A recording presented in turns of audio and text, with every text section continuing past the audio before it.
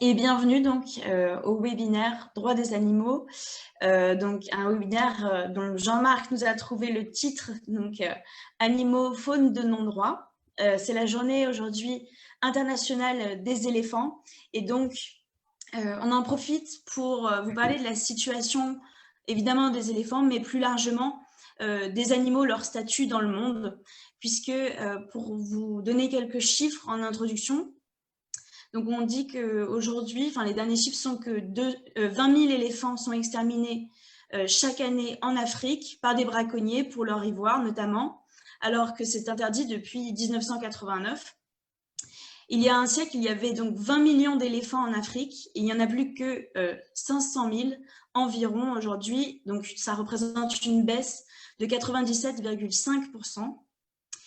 Il y a 100 ans, on dénombrait 100 000 éléphants en Asie. On en compte aujourd'hui plus que 50 000. Donc, ça représente également une baisse de 50%. Vous voyez, les chiffres sont assez énormes. Quand on regarde ça uniquement par le prisme de la disparition des éléphants, il y a déjà des impacts massifs et colossaux en termes de disparition. Et malheureusement, comme on le verra à travers ce webinaire, ça s'applique à énormément d'espèces pour lesquelles certaines ont déjà disparu ou d'autres sont en sursis tout simplement aujourd'hui. Et donc, ces chiffres énoncés pour les éléphants, ils montrent un problème beaucoup plus global en fin de compte. Et c'est pour ça qu'avec Wild Legal et Rewild, on a décidé de collaborer pour parler du statut de ces animaux en France, montrer ce qui cloche, en fait, ce qui ne va pas aujourd'hui, et pourquoi est-ce qu'on n'arrive pas à protéger correctement les animaux. Donc, je vais commencer par présenter Wild Legal, et puis après, je vous donnerai la main pour présenter Rewild. Wild Legal, c'est une association toute jeune qui a été créée il y a moins d'un an pour défendre les droits de la nature et faire éclore dans le droit des nouveaux concepts comme le concept d'écocide, de limite planétaire, tout simplement pour qu'on prenne en considération en fait les lois naturelles dans le droit français et dans le droit international au niveau plus large. Et donc, notre ambition, c'est de collaborer avec des associations de terrain pour apporter une dimension juridique, nos compétences au soutien des associations qui se battent, comme Rewild, comme Sea Shepherd, comme beaucoup d'autres, pour la défense au niveau local ou national des animaux ou de la nature. Je vous passe la parole, Rewild, si vous voulez vous présenter. Je présente Rewild. Ok. Alors, Rewild, c'est une toute jeune coalition associative qui est née il y a un an, au mois de juin l'année dernière, qui a pour vocation de fédérer les compétences, fédérer les énergies, fédérer l'expertise, puisqu'on s'est rendu compte que les structures associatives qui composent Rewild étaient chacune en train de se battre dans leur coin avec chacune des compétences spécifiques, et on est parti du principe qu'il suffisait de se rassembler pour être un peu plus fort, notamment dans le domaine de la protection de l'animal, avec un axe principal qui est lutte contre le trafic d'animaux sauvages sous toutes ses formes, donc exploitation illégale des animaux et acquisition du zoo de Pont-Scorff pour le fermer au public, le transformer en centre d'accueil pour animaux. L'objectif de Rewild n'était pas d'acheter le zoo de Pont-Scorff, l'objectif était de créer une structure spécifique pour accueillir des animaux saisis. Et il y a eu une opportunité d'acheter le zoo de Pont-Scorff et de transformer ce zoo, ce qui était du coup symboliquement quelque chose d'assez important, qu'un site sur lequel on a exploité les animaux pendant 30 ans devienne un site qui soit une porte vers la liberté, une sorte de portail vers la liberté et suite à des opérations de réhabilitation. Voilà. D'accord, ok, très bien. Lamia, un petit mot peut-être? Oui, Sea Shepherd est cofondateur de Rewild, et c'est vrai qu'il y a une dimension très axée sur la lutte contre le trafic avec Rewild, et notamment la lutte contre la captivité, et aussi du coup dénoncer un peu quels sont les travers de la captivité, et surtout dénoncer l'escroquerie qu'il peut y avoir derrière cet alibi de la conservation. Bon,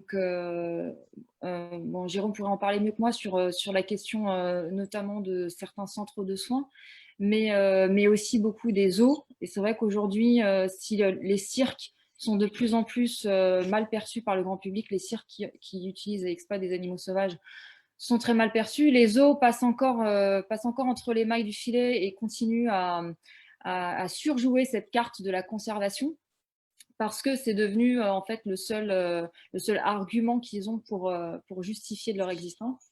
Et un des objectifs de Rewild, c'est de vraiment exposer sur la place publique quelles sont les coulisses de tout ça et en quoi la captivité, en tout cas à des fins de divertissement et d'exploitation commerciale, ne peut absolument pas satisfaire les besoins de la conservation et est même incompatible avec la conservation. Et là, on est face à une gigantesque escroquerie d'une industrie qui se fait passer comme étant une partie de la solution alors qu'en fait, elle est une partie du problème. Voilà. Et ça nous renvoie surtout, je trouve, à notre rapport, plus globalement, notre rapport aux animaux, au monde vivant. Le fait de considérer qu'il est normal d'enfermer à vie des animaux, que ce soit pour éduquer nos enfants, pour les distraire, ou croit-on même pour les protéger, ça c'est quelque chose qu'il faut complètement repenser. Et Sea Shepherd avait déjà commencé à s'intéresser à cette question de la captivité, notamment pour ce qui est des cétacés, des dauphins et des orques.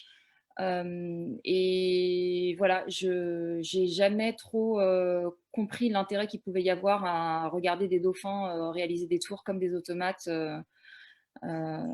J'ai été au Marineland d'Antibes justement pour voir ce que je combattais parce qu'on connaît toujours mieux, on est toujours plus efficace quand on connaît ce à quoi on s'oppose. Et très franchement, j'ai ressenti beaucoup plus d'émotion en voyant au loin l'aileron d'un dauphin libre qu'en regardant une demi-heure de spectacle avec des dauphins qu'on pouvait presque toucher. Un rapport qui est complètement dénaturé et une rencontre qui n'a pas lieu en fait. Et je trouve ça triste et même dangereux qu'on inculque à nos enfants que l'amour c'est ça et qu'il est éthiquement acceptable d'enfermer des êtres qu'on est censé aimer. Et surtout, je trouve que ça retire complètement tout le sentiment d'empathie qui est indispensable finalement. Se mettre à la place de l'autre, c'est parce qu'on manque d'empathie que le monde va si mal. Donc voilà, cette question de la captivité, elle est à mon sens loin d'être secondaire, elle est incontournable dans l'enjeu global de notre rapport au monde et donc de notre propre survie. Merci Lamia. Et tiens, puisqu'on parle justement d'observer les animaux sauvages en mer, Jean-Marc, du coup, ça fait une superbe transition pour toi. Explique-nous ton rôle peut-être aussi d'abord dans Rewild et puis ensuite, je te laisse la parole du coup pour nous faire cette introduction sur l'état des lieux, où on est, où est-ce qu'on va, quelle est la place de l'animal et puis surtout, quelle est la balance aujourd'hui entre justement les animaux et puis nous, finalement, quelles sont nos relations avec eux. Ton micro, Jean-Marc. C'est bon là? C'est bon. Ouais, bonjour à tous. Merci pour cette introduction. J'ai effectivement le plaisir de faire partie de la coalition Rewild et d'en être l'un des modestes cofondateurs. Un enjeu absolument majeur à mes yeux que celui de lutter contre la captivité et effectivement réhabiliter tout ce que disait Lamia à l'instant, à savoir ce respect, cette considération qu'on doit avoir à l'égard de tous les animaux, quels qu'ils soient, et en particulier de ceux qui, en milieu sauvage, sont en train de voir leurs espaces vitaux réduits comme peau de chagrin.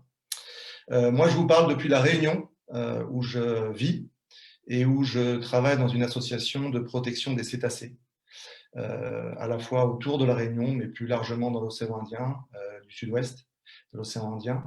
Et j'ai effectivement le plaisir de faire ces belles rencontres actuellement tous les jours, puisque c'est la saison baleine, et les cétacés, notamment les baleines à bosse qui viennent d'Antarctique, viennent mettre bas et s'accoupler dans nos eaux, ce qui donne à voir parfois des scènes pas toujours très ragoûtantes. On ne parle pas de pêche ici, on parle de tourisme, et on voit aussi à quel point le divertissement, même en milieu sauvage, lorsqu'il est mal géré, mal régulé, peut susciter des pressions anthropiques, des menaces importantes pour les cétacés qui sont censés y vivre dans leur élément et libre.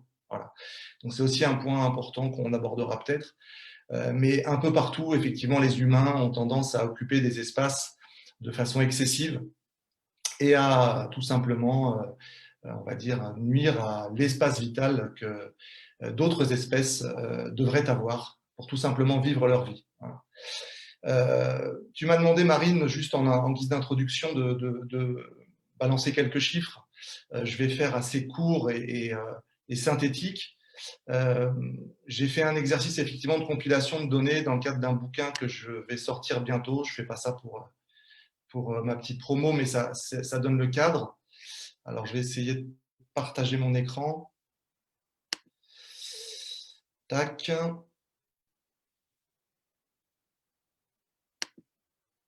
Est-ce que vous voyez? C'est bon? Vous m'entendez? Oui? Alors. On t'entend et on voit. Oui, on t'entend. Ok. Donc, quelques chiffres.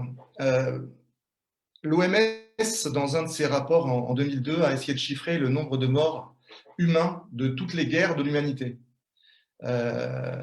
Ils ont dénombré ces victimes des conflits humains depuis que ces statistiques existent, ou en tout cas en extrapolant un certain nombre de données à partir du nombre d'humains vivant sur Terre et des conflits qu'on connaît. Et depuis que l'homme est homme sur cette planète, globalement, on s'est entretué à hauteur de 400 millions d'humains, essentiellement d'ailleurs durant le XXe siècle, qui compte 75% des victimes totales humaines de tous les conflits qu'on a pu mener sur la planète. Si on compare avec les chiffres, on va dire qu'on a à disposition et qui sont aujourd'hui officiels concernant d'autres animaux, les animaux non humains, on a des victimes qui se comptent pour l'alimentation humaine chaque année à hauteur de 1060 milliards. C'est quelque chose qui est totalement inimaginable. On ne peut pas se le représenter. Déjà, 1 milliard, c'est très compliqué. 1060 milliards, c'est une estimation, bien sûr, mais c'est celle qui aujourd'hui est officielle. En tout cas, pour les animaux terrestres, j'y reviendrai. Pour les animaux marins, on va dire que c'est des équivalences par rapport au tonnage, puisqu'on compte en tonnes les poissons qu'on prélève dans les océans. Mais globalement, retenez ce chiffre de 1060 milliards tous les ans, en termes de vie, tout simplement, de vie digne d'être vécue, qui sont enlevées pour une consommation alimentaire qui n'est plus indispensable pour la majorité des humains. C'est-à-dire que si on inversait un petit peu les choses, et que ce sont les animaux qui nous exploitaient, eh bien, il faudrait 3 jours pour que l'espèce humaine disparaisse. Moins de 3 jours à cette échelle. C'est un truc de totalement inimaginable, qu'on ne peut même pas se représenter. C'est un véritable carnage. Donc là, je fais mon placement produit, vous voyez. C'est la couverture de mon bouquin. Mais effectivement, c'est un énorme carnage qui voilà, touche en particulier aujourd'hui, mais pas seulement, les animaux domestiques. Chaque année dans le monde, donc, 60 milliards d'animaux terrestres sont tués. Ça, c'est une partie du chiffre que je vous indiquais précédemment. Pour la consommation. Alors bien sûr, ces animaux terrestres, ce sont essentiellement des mammifères que vous connaissez, des cochons, des vaches, des caprins, et ainsi de suite. Mais ce sont aussi, d'où mon chiffre tout à l'heure, hyper élevé, 1000 milliards de poissons qui sont massacrés chaque année dans tous les océans du monde. Les poulets, les oiseaux, 3 millions d'animaux terrestres qui sont envoyés à l'abattoir rien qu'en France. Et voilà, des animaux qui sont maltraités de façon générale. Vous en entendez parler dans l'industrie agroalimentaire, mais plus globalement, sans faire de distinction, puisque on dirait un abattage est un abattage. Le piquet de vache paysan contribue aussi à sa façon à cette forme d'indignité. Mais tout ça, c'est des animaux domestiques. Il y a également des ravages, un carnage, des massacres, une hécatombe qui se fait dans le milieu sauvage à une échelle qui est sans doute encore bien plus importante, mais qu'on ne sait pas chiffrer. Il y a toute une série de menaces qui pèsent aujourd'hui sur les espèces restantes, puisqu'on en a déjà décimé un certain nombre, 750 notamment, ont été éradiqués officiellement et directement par les hommes. Et il en reste à peu près 9000 qui sont menacés, quasi menacés ou quasiment disparus, qui subissent sans cesse les pressions que nous mettons sur elles au travers d'un certain nombre d'activités ou on va dire dans un certain nombre de domaines que vous voyez décrits ici et qui ne sont pas toujours ceux qu'on croit. On a toujours une surmédiatisation de la problématique du changement climatique, mais aujourd'hui, ce changement climatique ne contribue pas massivement à la disparition des espèces. Ce qui contribue en revanche massivement à leur disparition, c'est la surexploitation. La surexploitation des milieux, des espaces. On dit souvent que protéger des espèces, c'est protéger des espaces. Mais effectivement, si vous voyez ce graphe qui s'affiche là, vous voyez bien qu'elle contribue, cette déforestation, en nuisant au milieu dans lequel vivent beaucoup d'entre elles, à la menace de disparition d'énormément de populations d'animaux. La chasse y contribue énormément également, la pêche, j'en ai parlé, la cueillette dans une certaine mesure. Bien sûr, rivalisant avec cette surexploitation, qu'on pourrait détailler et qui est ici effectivement assez caricaturale, les activités agricoles.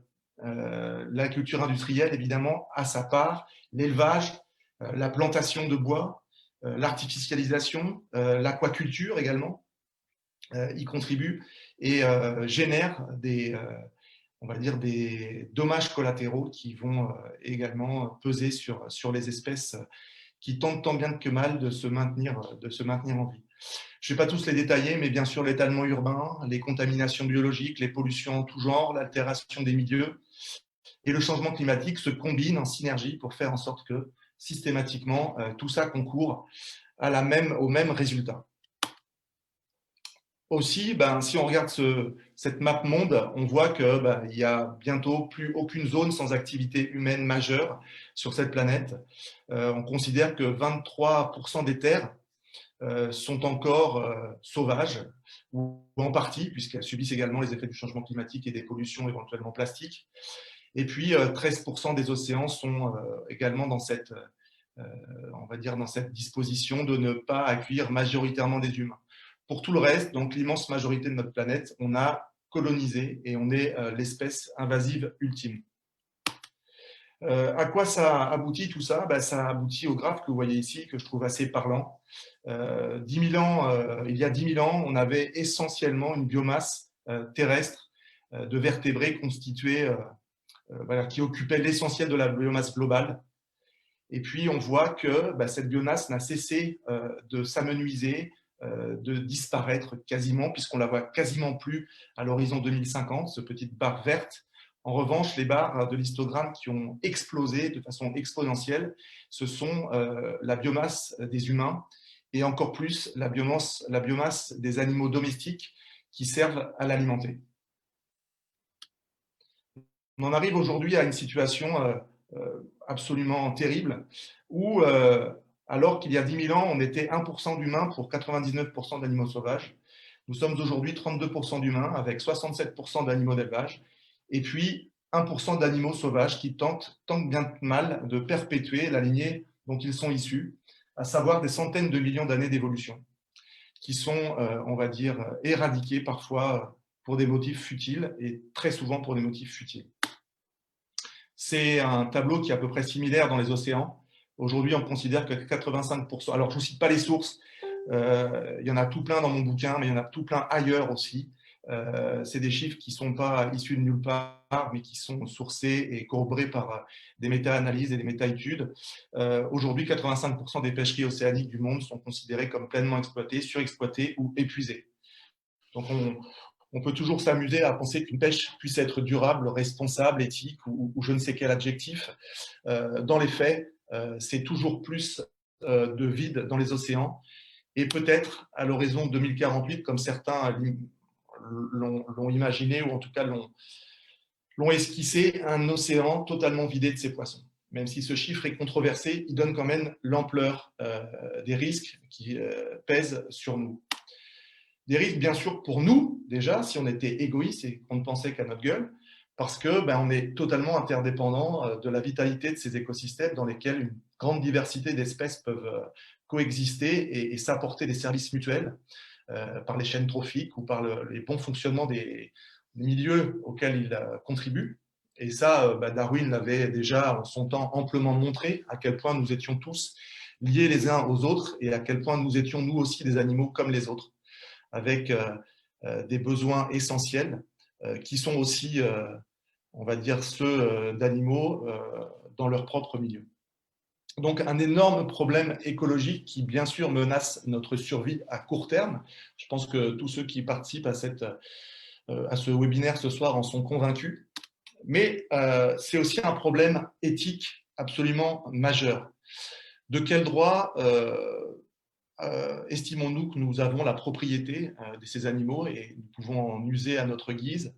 À quel point pouvons-nous tolérer aujourd'hui les formes d'injustice et de cruauté que nous leur infligeons? Et comment pouvons-nous supporter de les faire souffrir au point où nous le faisons à cette échelle, celle des milliers des milliers de millions, si j'ose dire, des milliards d'animaux qui sont sous notre joug chaque année.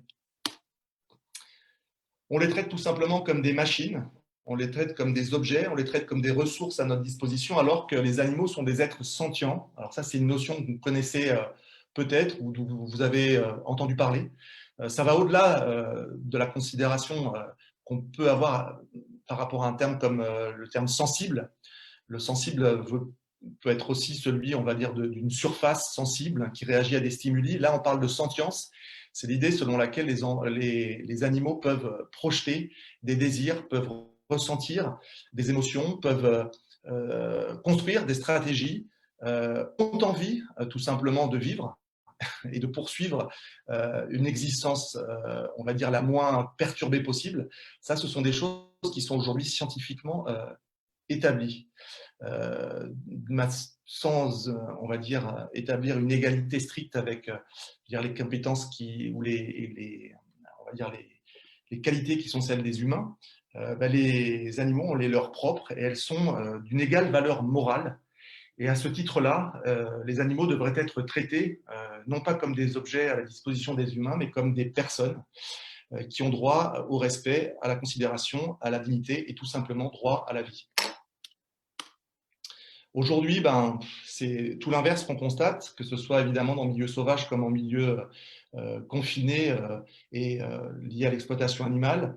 Et ce qui est d'autant plus, on va dire, insupportable aux yeux des acteurs tels que nous sommes et de plus en plus de personnes au sein du grand public, du moins on l'espère, c'est que cette exploitation animale, elle n'est dans la plupart des cas et quasiment plus du tout nécessaire. Elle ne vise de manière générale qu'à donner du plaisir, du divertissement, voire du confort par la force et l'énergie motrice que peuvent donner par exemple ces animaux. Mais pour une immense majorité d'humains, les protéines qu'ils nous fournissent ne sont plus indispensables. Les vêtements, le cuir, ou que sais-je encore, que finalement nous exploitons à des substituts et des alternatives. Quant au confort de vie, bien on sait où il nous mène, on va dire dans une exploitation toujours plus forte des ressources et qui n'a qu'une issue mortifère. Donc faire souffrir sans nécessité est évidemment totalement condamnable et devrait être condamné. Comme je le disais précédemment, les animaux, quels qu'ils soient, partagent avec nous des intérêts individuels, à ne pas souffrir, à persévérer dans leur existence, à être libres. Et le droit, et c'est là où je te passerai la parole, Marine, a justement pour fonction de protéger ces intérêts individuels fondamentaux que nous partageons avec les animaux. Et il est donc plus que temps de considérer aujourd'hui les animaux non plus comme des objets, mais comme des personnes à part entière et des sujets de droit, si on veut faire en sorte de sortir de ce cycle de violence éternelle dans lequel finalement on est baigné depuis la nuit des temps et qui régit encore non seulement nos relations avec les animaux non humains, mais également les liens que nous avons les uns avec les autres en tant qu'humains qui ne cessons d'être dans cette logique de domination et d'asservissement envers les plus vulnérables. Donc ce n'est pas une question misanthrope qui est là, ou une sensiblerie à l'égard des animaux, comme certains peuvent le penser, mais c'est un enjeu de droit fondamental et un enjeu de justice et de dignité politique qu'il nous appartient aujourd'hui de relever. Tout ça devrait concourir, et on l'espère tous, à une vision qui soit de moins en moins anthropocentrée, c'est-à-dire où l'humain est au centre, on va dire, au fait de la pyramide et au-dessus de tous les autres êtres vivants sur cette planète, mais on devrait avoir une vision, comme le dit et le promeut depuis si longtemps Paul Watson, une vision biocentrée où voilà, on est tous interdépendants les uns des autres et nous au milieu de toute cette diversité du vivant. Et je terminerai sur cette phrase de Pythagore, donc, qui avait déjà compris il y a un certain temps que aussi longtemps qu'on continuerait à massacrer les animaux, on continuerait à se mettre la misère les uns les autres sans fin et je dirais sans aucun avenir. Voilà, je vous laisse là-dessus et on pourra en reparler un peu plus tard. Voilà pour poser un peu le cadre de nos échanges. Merci beaucoup, Jean-Marc. C'était très très clair. On a bien saisi le message, je pense. D'ailleurs, n'hésitez pas, si vous avez des questions, à les poser directement sur le chat du Facebook Live. Donc, tu l'as montré, nos activités sont la cause directe, parfois indirecte, de la disparition de la biomasse sur cette planète. Et ce qui entraîne du coup la destruction aussi de toute cette richesse qui est celle de notre patrimoine à tous, du patrimoine de notre Terre, du système terrestre. Du coup, après la petite note justement d'introduction, les chiffres qui sont un peu, voilà, qu'il faut avoir le temps de processer aussi tellement ils sont énormes en fait. Peut-être que du coup, Lamia et Jérôme, de votre côté, vous pouvez nous dire comment vous vivez les choses aussi sur le terrain. Et à travers vos missions, à travers les engagements de vos associations, comment vous observez ce qui se passe et peut-être aussi nous faire un petit mot du coup sur qu'est-ce que vous observez du droit, de ses lacunes et pourquoi aujourd'hui, avec notre système tel qu'il est fait actuellement, on donne libre cours finalement à la destruction du vivant et qu'est-ce qu'il faudrait changer peut-être pour, selon vous, apporter des vraies réponses et poser de nouveaux échelons politiques, éthiques, tu en as parlé Jean-Marc, pour le bien vivre et le vivre ensemble, surtout entre les humains et les non-humains finalement. Je vous laisse la parole. Vas-y, ouais, je te suis. Dans la continuité de ce que disait Jean-Marc et pour recentrer un petit peu du coup sur l'océan, qui est pour le coup comment dire, enfin, la destruction de la vie dans l'océan qui dépasse encore par son ampleur la destruction terrestre, ne serait-ce que parce qu'en fait c'est loin des yeux.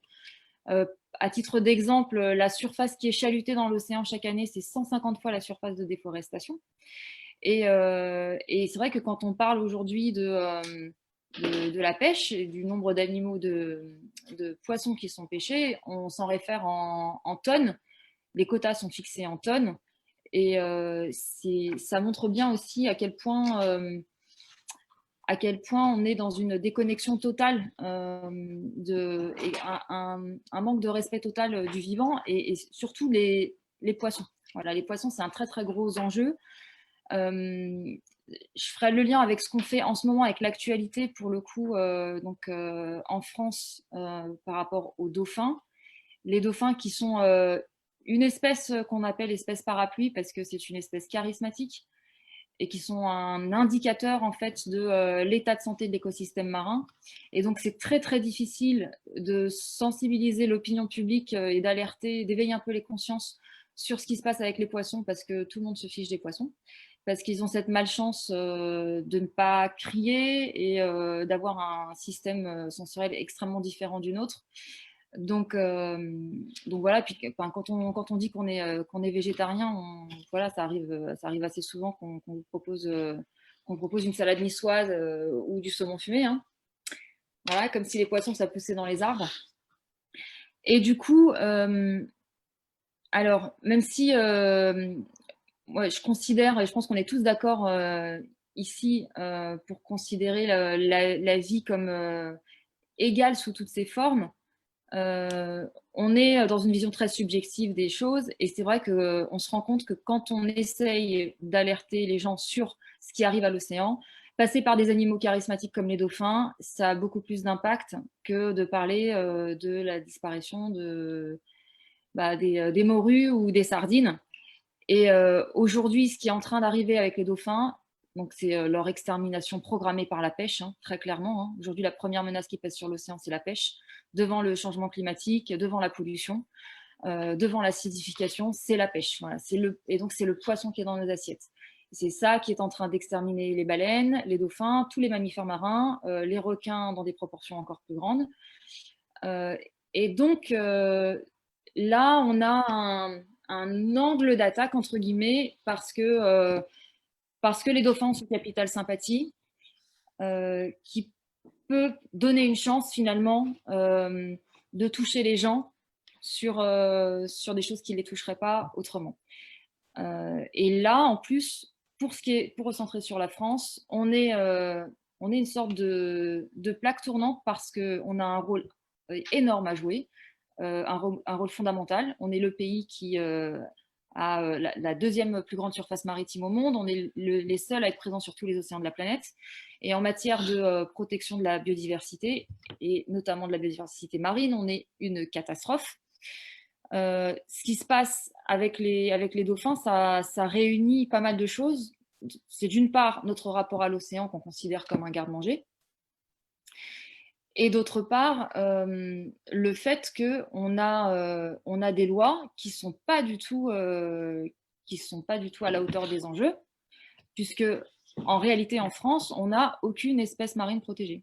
Ça n'existe pas. Enfin, sur le papier, oui, hein, sur le papier, on a des listes d'espèces protégées. Dans les faits, on n'en a pas. Pour ce qui est du cas des dauphins, on ne peut pas considérer que les dauphins sont une espèce protégée à partir du moment où on autorise des centaines de navires de pêche qui ont des méthodes pas du tout sélectives sur leur zone de vie. Pour le seul exemple du golfe de Gascogne, par exemple, c'est si on prend uniquement les petits bateaux, donc ceux qu'on considère comme étant de la pêche artisanale, mis bout à bout, ils mettent toutes les 24 heures 45 000 km de filet. Donc c'est le tour de la planète. Et là, on parle de petite pêche. C'est la petite pêche. Donc c'est un terrain miné pour les dauphins. On a la même chose en Bretagne. Là, on a eu une explosion de captures et de dauphins échoués sur les plages en plein mois d'août. C'est du jamais vu. Donc on est dans une accélération du phénomène qui fait que les dauphins, à court terme, sont condamnés en France, mais pas qu'en France, partout. Mais surtout en France, puisque la France est le pays qui tue le plus de dauphins en Europe. Et on se rend compte du boulot qu'il y a à accomplir pour empêcher ça. Quand nous, on fait des campagnes de sensibilisation avec des dauphins qu'on trouve en mer, on les expose sur les places publiques avec des pancartes qui disent des milliers de dauphins comme celui-là meurent chaque année pour que vous mangiez du poisson. Et là, les réactions des gens, alors il y a ceux qui se sont choqués, mais il y en a beaucoup qui nous disent c'est pas un vrai dauphin, il est en résine, donc on a été obligé de rajouter une pancarte qui dit ceci est un vrai dauphin. Et il y en a beaucoup qui nous disent mais on n'a pas de dauphin en France. On n'a pas de dauphin en France. Donc il y a plein de gens qui pensent que pour voir des dauphins, il faut aller à l'autre bout du monde. Là, je suis en Bretagne. Avant-hier, j'ai fait une des patrouilles qu'on fait avec l'équipe. 5 minutes en mer, ils étaient déjà là, les dauphins. Voilà. Donc, il y a une déconnexion totale. L'enjeu, il passe par l'assiette. Et ça, c'est mine de rien, c'est pas évident parce que c'est plus facile de sensibiliser sur le plastique, par exemple. Quand on a fait la Journée mondiale de l'océan l'année dernière, donc c'était pas organisé par Sea Shepherd, hein, mais on a participé. La totalité du message était centrée sur l'utilisation du plastique. Alors oui, il faut interdire les pailles en plastique, le plastique à usage unique. Sauf qu'en fait, c'est pas le plastique qui est la plus grosse menace. Et 70% des macrodéchets plastiques dans l'océan sont des résidus de filets de pêche. Donc, boire son soda sans paille ou avec une paille en papier, mais manger un dos de cabillaud à côté, ça n'a absolument aucun sens. J'ai envie de dire, à la limite, s'il faut choisir, garder la paille en plastique et laisser le poisson dans l'océan. Voilà. Et on est aussi... Vas-y. Juste pour donner un éclairage sur l'océan Indien, c'est 80% de la population des dauphins qui ont été décimés depuis les années 50. 90% par les Ouais, thoniers. voilà. Enfin, l'étude scientifique, en l'occurrence, disait 80% de mémoire et plus de 4 millions d'individus, quoi. Voilà. Donc ça, c'est la pêche. Voilà. Et en fait, à l'échelle mondiale, le constat est le même, hein. Donc, par exemple, on parle beaucoup des massacres de dauphins aux îles Féroé et au Japon. Et c'est choquant à juste titre, c'est pas moi qui dirais le contraire, hein. On s'est beaucoup mobilisé là-dessus. Mais on tue 10 fois plus de dauphins chaque année en France qu'ils n'en tuent aux îles Féroé En pêchant. pour les poissons qui sont dans nos assiettes. Mm. Donc, et on continue d'appeler ça des captures accidentelles. Voilà. Et en fait, le terme accidentel, il colle pas du tout au propos, puisque quelque chose d'accidentel, c'est quelque chose de rare et d'imprévisible. Là, c'est quelque chose qui est quasiment systématique. Et donc, c'est comme si on autorisait les poids lourds à rouler à 150 km/h à la sortie des écoles, que tous les jours, ils percutent des enfants, et on appelle ça des accidents. C'est exactement la même chose. Donc voilà, on a une législation qui est beaucoup trop laxiste, qui autorise ces méthodes de pêche sur des aires de répartition d'espèces protégées et qui fait donc qu'il n'y a pas d'espèces protégées. Et à côté de ça, on a une population qui est complètement déconnectée de la problématique, qui consomme du poisson comme elle mangerait des pommes, qui n'a pas du tout la conscience des enjeux. Et on a des institutions qui pousse aussi à l'irresponsabilité. Par exemple, l'OMS, l'Organisation mondiale de la santé, recommande 2 portions de poisson par personne et par semaine. Et en fait, si on applique ça à l'échelle mondiale, on atteint le double de ce que l'océan contient en poissons. Donc déjà, c'est complètement injouable et c'est donc complètement irresponsable de la part de l'OMS de faire ce genre de recommandations.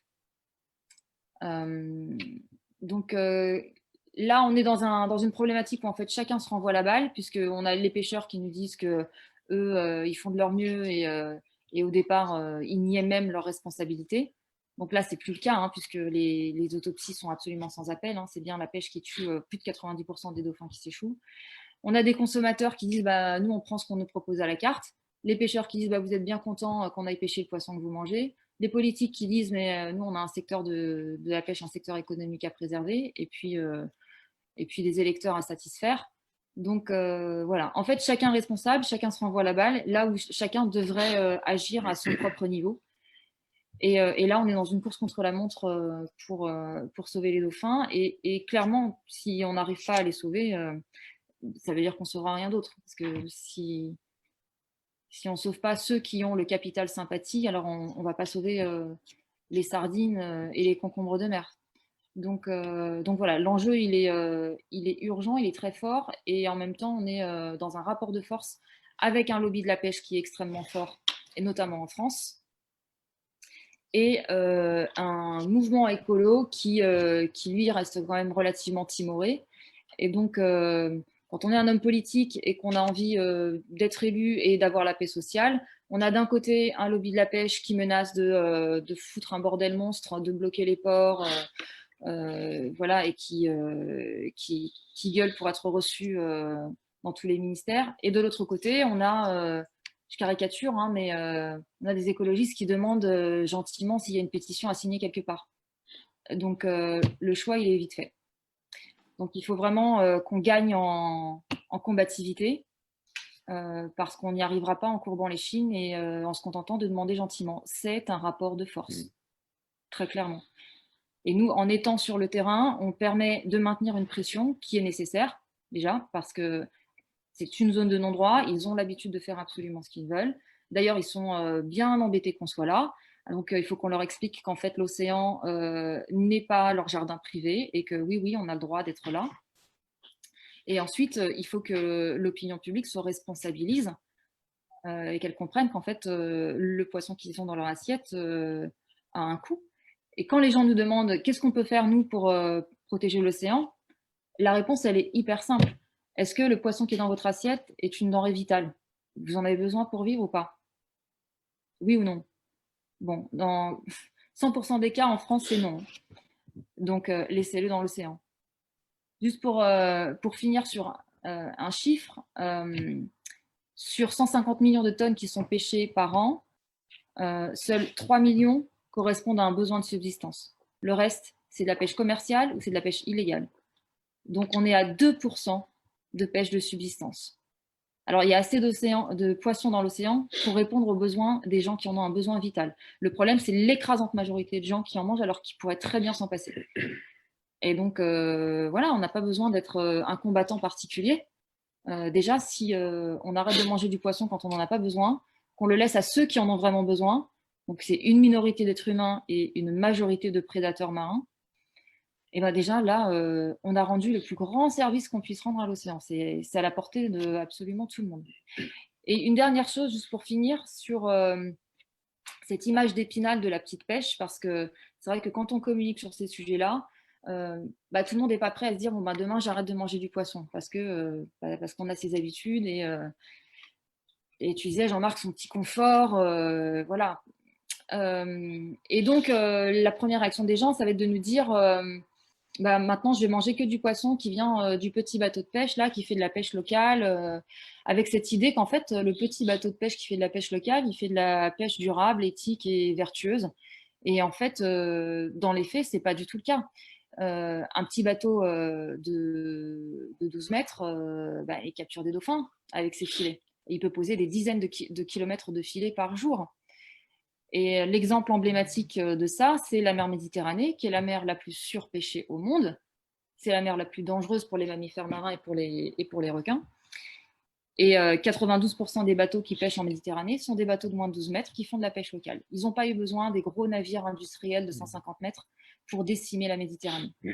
Voilà, une multiplicité de petits bateaux qui ont des méthodes de pêche pas sélectives finissent par faire le même carnage que les flottes de pêche industrielles. Voilà. Donc l'équation, elle est insoluble. Si on veut continuer à manger du poisson comme on le fait, on va vider l'océan, qui est le premier organe de régulation du climat, au passage. C'est ça que je dis que en fait, les poissons ont bien plus de valeur dans l'océan à faire fonctionner cette machinerie qui nous fournit l'oxygène qu'on respire que dans l'assiette de n'importe qui. Voilà. Donc, il va falloir qu'on revoie sérieusement notre copie. En fait, la démographie qu'on a atteint, plus de 7 milliards d'êtres humains, elle a un coût. Et ce coût, c'est l'adaptation. C'est Darwin qui le disait très bien, les espèces qui ne s'adaptent pas disparaissent. Nous, il faut absolument qu'on s'adapte très très vite au nombre qu'on a atteint. Si on était 100 millions, peut-être qu'on pourrait se permettre de faire n'importe quoi. On est plus de 7 milliards et on a des outils technologiques qui nous permettent de faire absolument n'importe quoi. Et c'est comme si on était une bande de gosses qui avons trouvé le bouton de la bombe atomique. Et donc, on se doit de faire attention. Et on ne peut pas se permettre aujourd'hui de continuer à ignorer l'impact de nos choix, et notamment de nos choix alimentaires. Donc moi, j'ai beaucoup parlé de l'océan, mais je pense que Jérôme parlera aussi peut-être de la partie terrestre, mais sur la destruction de l'habitat, qui est la première cause de disparition des espèces. Et qui est la plus grosse menace qui pèse sur notre survie aussi, avant même celle du changement climatique. Comme disait Jean-Marc tout à l'heure, on focalise énormément sur le changement climatique, très bien, mais c'est l'effondrement de la vie dans son ensemble qui menace notre survie à nous et la vie dans son ensemble. Et ça passe par la destruction des habitats naturels pour lesquels nos consommations, et surtout nos consommations alimentaires, sont la première source de destruction. Donc ça passe beaucoup, beaucoup, beaucoup par l'assiette. Voilà. Et pour rebondir sur ce que disait Lamia, en fait, l'utilisation, hormis l'utilisation alimentaire, l'utilisation animale est extrêmement récréative. L'occidental est à la recherche, pas que l'occidental, en tout cas les civilisations, les grandes civilisations, les très gros pays, sont à la recherche d'exotisme, d'animaux exotiques en possession vivante pour faire bien sur un Facebook, sur un Instagram, d'une alimentation exotique. On trouve à vendre aujourd'hui dans les grandes surfaces françaises du zèbre, du crocodile. Bientôt, on trouvera de la girafe. L'Afrique du Sud est en train de demander une autorisation pour avoir plus d'une vingtaine d'espèces exotiques en élevage, donc en consommation. On parle d'hippopotame, on parle bientôt d'éléphants. Et l'utilisation de l'animal, depuis 30 ans, en fait, on constate aujourd'hui une utilisation d'animal exotique inégalée depuis les années 70. Dans les années 70, entre 65 et 70, on trouve à Paris régulièrement des singes à vendre dans les grandes animaleries des quais de la Mégisserie, qui était le haut lieu de la commercialisation des animaux exotiques. On trouve des stars qui se baladent avec des félins, etc. On n'avait plus jamais vu ça depuis les années 70-80. On recommence à voir ça. Il y a un véritable marché du lionceau, du tigre, de certains félins hybridés, comme les savannas, qui sont une hybridation entre le serval et puis un chat domestique. Et en fait, cette utilisation au titre du loisir et de l'exotisme a exactement le même impact que la consommation alimentaire. On est en train, parce que les réseaux sociaux donnent envie, on est en train de piller la totalité de la forêt équatoriale. Plus on abat pour faire de l'agriculture, plus on trouve des espèces exotiques, plus ces espèces sont utilisées à titre récréatif. Alors, au niveau international, il y a une convention qui s'appelle la Convention internationale pour la CITES, en fait, la Convention internationale de protection des espèces en danger d'extinction, qui est censée régir le commerce de ces animaux et qui est censé en fait donner déjà depuis les années 70 une notion de commerce durable. Et en fait, c'est un leurre. Le commerce durable d'une espèce n'existe pas, puisqu'à partir du moment où le commerce représente une valeur, l'homme est ainsi fait qu'il en veut toujours plus et qu'il va commercialiser toujours plus. Et il y a une espèce phare qui est extrêmement représentative, c'est le perroquet gris du Gabon, celui qu'on appelle le jaco, celui qu'on appelle le perroquet. En fait, vraiment, on l'a vu tous dans des animaleries, on l'a vu dans des films. C'est sans doute le perroquet qui était le plus présent en Afrique, qui est devenu, il y a 5 ans, une espèce vulnérable et qui est aujourd'hui classée à l'annexe 1 de la dite Convention de Washington. C'est-à-dire que l'importation en provenance du pays et de la nature est interdite, alors que c'était une espèce qui avait en nombre absolument considérable. Et pourtant, elle était régie par des quotas. Et pourtant, on était en capacité, soi-disant, de pouvoir contrôler. Le commerce était censé profiter aux populations locales. Et en fait, dans la réalité des choses, la vanité de l'homme étant ce qu'elle est, une quantité importante d'animaux sont morts au cours de la capture, au cours du transport, au cours de la détention, puisque détenir un animal dans une cage, il y a une petite partie qui ont résisté, mais une grande partie qui en sont mortes. Et on a réussi à décimer une espèce qui était extrêmement importante. On a la perruche de Californie qui était à peu près aussi importante que les pigeons à Paris et qui a été complètement décimée. Voilà, l'utilisation récréative des espèces au nom d'un exotisme, au nom d'une originalité, est en train de mettre complètement à mal ces espèces et leur survie. Et puisqu'on parlait de législation, plus on avance dans le temps, plus on a des structures associatives en France qui sont censées protéger ou qui disent protéger les espèces, que ce soit européennes ou que ce soit des espèces exotiques, et moins ces espèces sont protégées. Pour exemple, en 2008, un arrêté qui fixe les conditions d'autorisation et de détention des espèces en France est passé, et cet arrêté est l'arrêté le plus permissif qu'on ait jamais vu depuis 1976. 10 juillet 1976, c'est la date du texte fondateur de la protection de la nature en France. On vient de mettre à mal complètement tout le cadre qui permettait de donner des éléments limitant la détention en captivité, demandant des sécurités quant aux détenteurs, quant à leurs compétences, etc. Et aucune association française, hormis un groupe de personnes qui sont d'ailleurs à l'origine de la création de Rewild, ne se sont opposés au texte. Nous avons attaqué, partiellement gagné, puisque la France était condamnée à 5 000 € d'amende. Nous sommes au fond sur le texte, donc maintenant on espère avoir gain de cause et obtenir la refonte entière de ce texte. Et ça montre bien qu'en fait, hormis des structures qui existent et qui sont souvent dépassées devant la taille des enjeux, parce que les enjeux économiques, Lamia en parlait tout à l'heure, mais les grosses structures associatives, elles ont aussi besoin de vivre. Et quand elles touchent des subventions, on a toujours un peu de mal à mordre la main nourricière. On est actuellement, Rewild a pris une bataille en main pour tenter de protéger le lézard osselet dans le sud-ouest de la France, où une route qui est faite sur le cordon arrière dunaire. Donc déjà, imaginez qu'en 2020, on puisse construire sur la dune quand on connaît toute la fragilité de ce système-là, ça paraît complètement aberrant.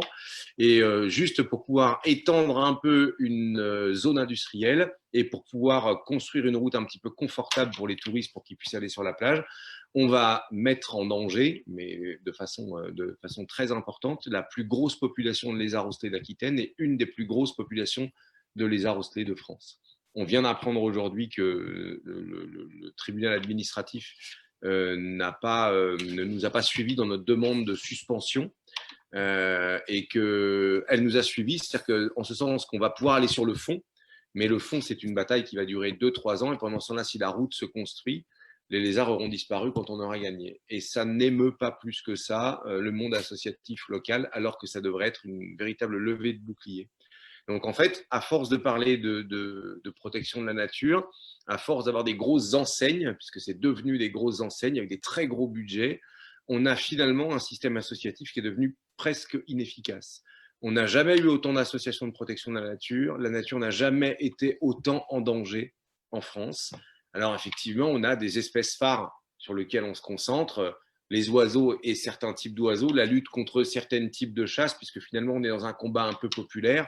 Mais quand on parle de lézards, comme le disait Lamia tout à l'heure, quand on parle de poissons, finalement, il n'y a pas beaucoup de mobilisation, alors qu'il y a des enjeux qui sont absolument colossaux. On est en train de vider la totalité de notre environnement, que ce soit en Europe ou ailleurs, de l'ensemble du vivant qui le constitue, et on est en train de mettre en danger la survie de l'espèce humaine sur Terre. C'est dingue que cette notion-là ne soit pas quelque chose qui soit de nature à faire réagir tout le monde de façon comment dire, importante et engendre une marche arrière considérable. On défend les intérêts économiques, on défend les intérêts personnels, on défend les intérêts des lobbies. Les gens qui sont pour la protection des espèces sont 10 fois plus, 100 fois plus nombreux que ceux qui y portent atteinte. Simplement, c'est ce qu'on appelle la majorité silencieuse. Cette majorité, elle a toujours du mal à se mobiliser tant qu'elle n'est pas directement concernée par un problème.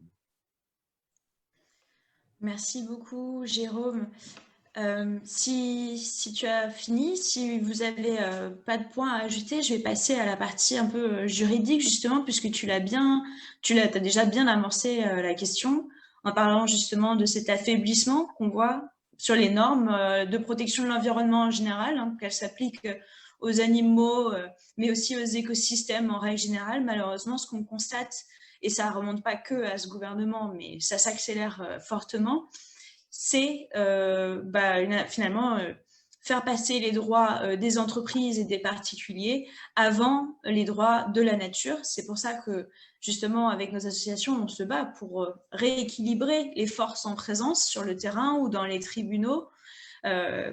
L'exemple que tu as cité, justement, du recours sur le lézard, il est emblématique, c'est-à-dire qu'aujourd'hui, et Lamia, tu en parlais aussi, les espèces protégées ne sont en vérité pas vraiment protégées, puisqu'on fait des longues listes d'espèces tout en autorisant des longues listes de dérogations qui permettent finalement à l'État de revenir sur ses engagements et de faire passer les intérêts commerciaux ou économiques avant tout le reste. Des pêches accidentelles qui sont en fait pas accidentelles, des destructions d'espèces protégées qui sont en fait uniquement motivées par des intérêts financiers. Et c'est un peu le problème de ce droit, c'est qu'il est complètement déséquilibré. Qui représente finalement les intérêts de la nature dans tout ça? Donc, pour faire un petit point justement sur la situation en France et la question de quels sont les droits ou quel est le statut de l'animal en France, je vous ai préparé quelques slides et je vais partager mon écran du coup avec vous. Alors, voilà. Vous me dites si vous voyez bien tout ça. Hop. Est-ce que c'est bon pour vous? Oui. Ouais. Ah, super. Je vais essayer de le mettre en grand. Voilà. Donc, voilà aujourd'hui ce que... Oula, non, il ne faut pas qu'il le fasse tout seul sans moi. Voilà en gros ce que dit le droit aujourd'hui, le droit de l'environnement, et notamment celui qui est applicable donc au... Pardon, je reviens un slide avant juste. Voilà. Hop. Donc, le statut de l'animal en droit français. Donc ce statut, on peut le constater dans le Code civil, il est protégé par l'article 515-14. Tu parlais tout à l'heure, Jérôme, de la réforme qui a eu lieu effectivement au siècle dernier. On est venu en 2015 aussi inscrire du coup les animaux comme êtres vivants doués de sensibilité dans notre Code civil, tout en précisant que malgré leur caractère vivant, doué de sensibilité, ils restent soumis au régime des biens. Donc, qu'est-ce qu'il faut constater? Le fait d'être doué de sensibilité ne détermine donc pas le régime juridique qui lui est imposé par l'homme, puisqu'il reste une chose, finalement, avec, on pourrait comparer, si c'est le régime des biens, dans ce cas-là, l'animal est en théorie soumis au même régime qu'un sèche-cheveux. Et qu'est-ce qui est la différence finalement entre les deux? C'est plutôt, dans cette qualification, c'est comment nous, les humains, nous devons nous comporter vis-à-vis d'eux. Pas quels sont leurs droits, la question n'est pas quels sont leurs droits finalement, mais comment nous devons régir nos obligations vis-à-vis d'eux. Et là, notamment, on a cet article L214-1, hein, d'où le nom aussi de l'association connue pour justement les films dans les élevages. Cet article L214-1, il prévoit que notre obligation à nous, en tant que propriétaire, c'est de placer l'animal dans des conditions compatibles avec les intérêts biologiques de son espèce. Et à ce propos-là, justement, Jean-Marc en parlait tout à l'heure, on parle d'être sensible. Qu'est-ce que ça veut dire et quelle est la différence justement du coup avec cette sentience dont tu parlais, Jean-Marc, tout à l'heure, la sentience, donc la capacité d'éprouver subjectivement, le fait de subir ou au contraire d'éprouver de la joie dans ses relations avec les autres êtres. Et bon, dans notre code et dans nos lois actuelles, on utilise le terme de sensible. Il y a quand même une différence du coup entre les deux, puisque comme tu le disais, sensible, c'est uniquement le fait de pouvoir avoir des réactions à des influx, des informations, et pas forcément le fait de ressentir positivement ou négativement une action. Et donc, quels sont les comportements finalement qui sont régis par ces règles? C'est les comportements de nous, humains, vis-à-vis des animaux. Alors, il y a une chose, évidemment, c'est que les mauvais traitements, ce qu'on appelle les mauvais traitements, c'est en fait les actes de cruauté, sont punis par le code pénal. C'est-à-dire qu'on ne doit pas porter atteinte à l'animal, c'est-à-dire en lui infligeant des souffrances.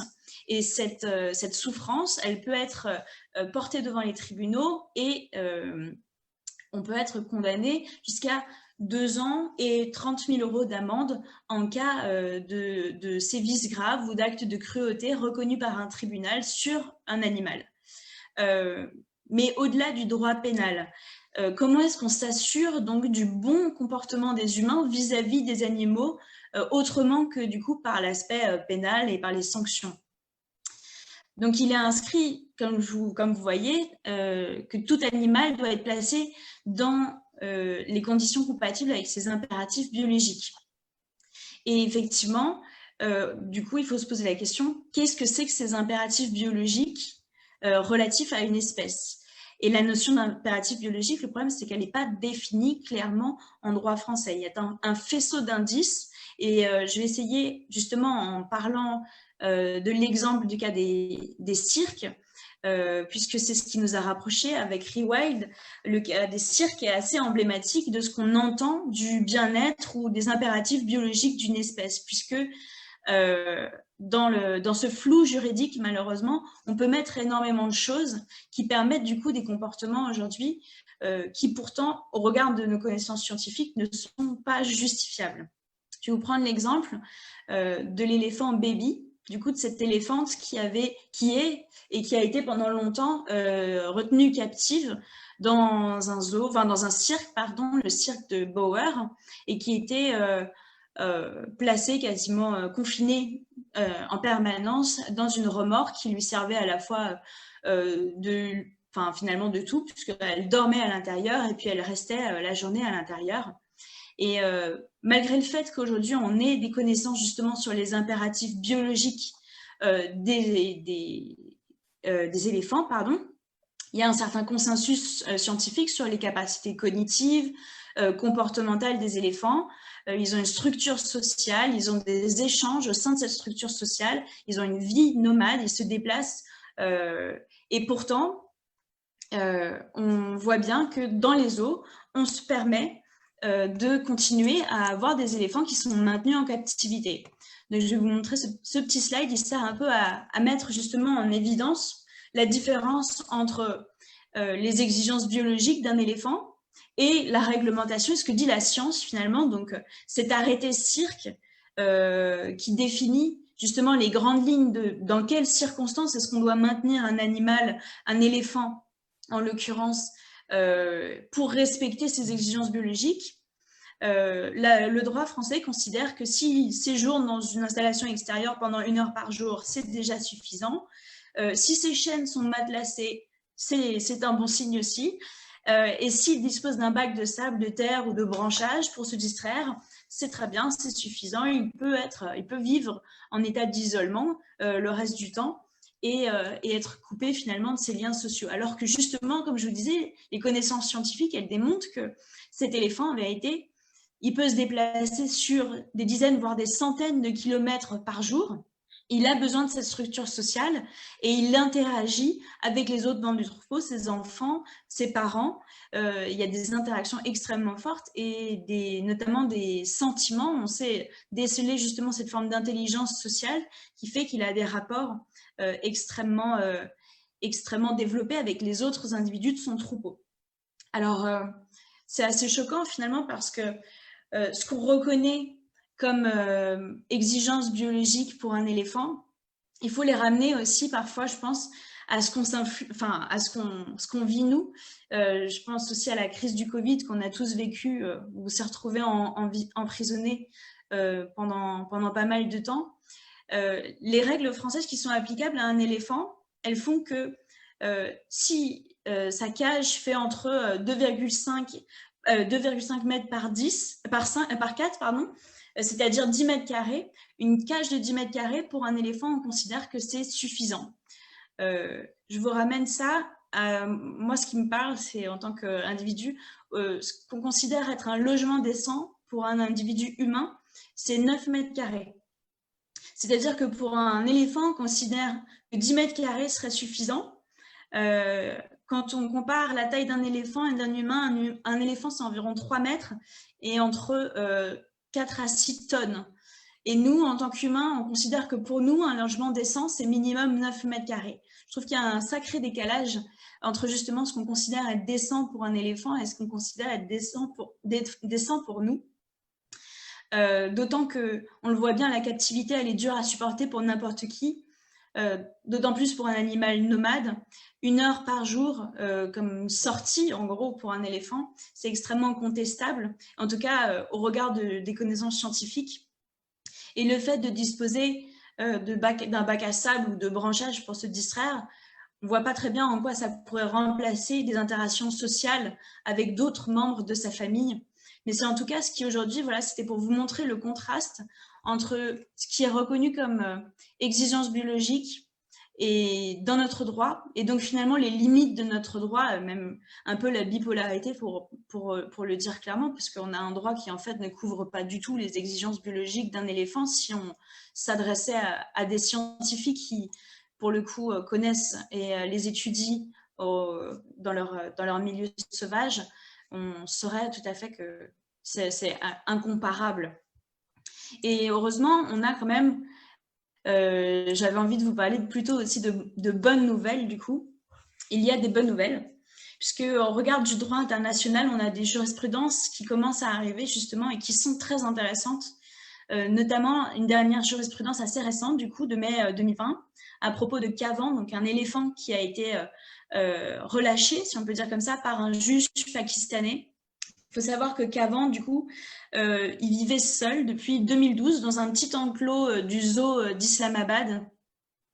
Et dans un enclos tellement petit et tellement inapproprié à son mode de vie qui présentait des signes évidents de détresse psychologique. Et un juge a été saisi, du coup, de cette situation.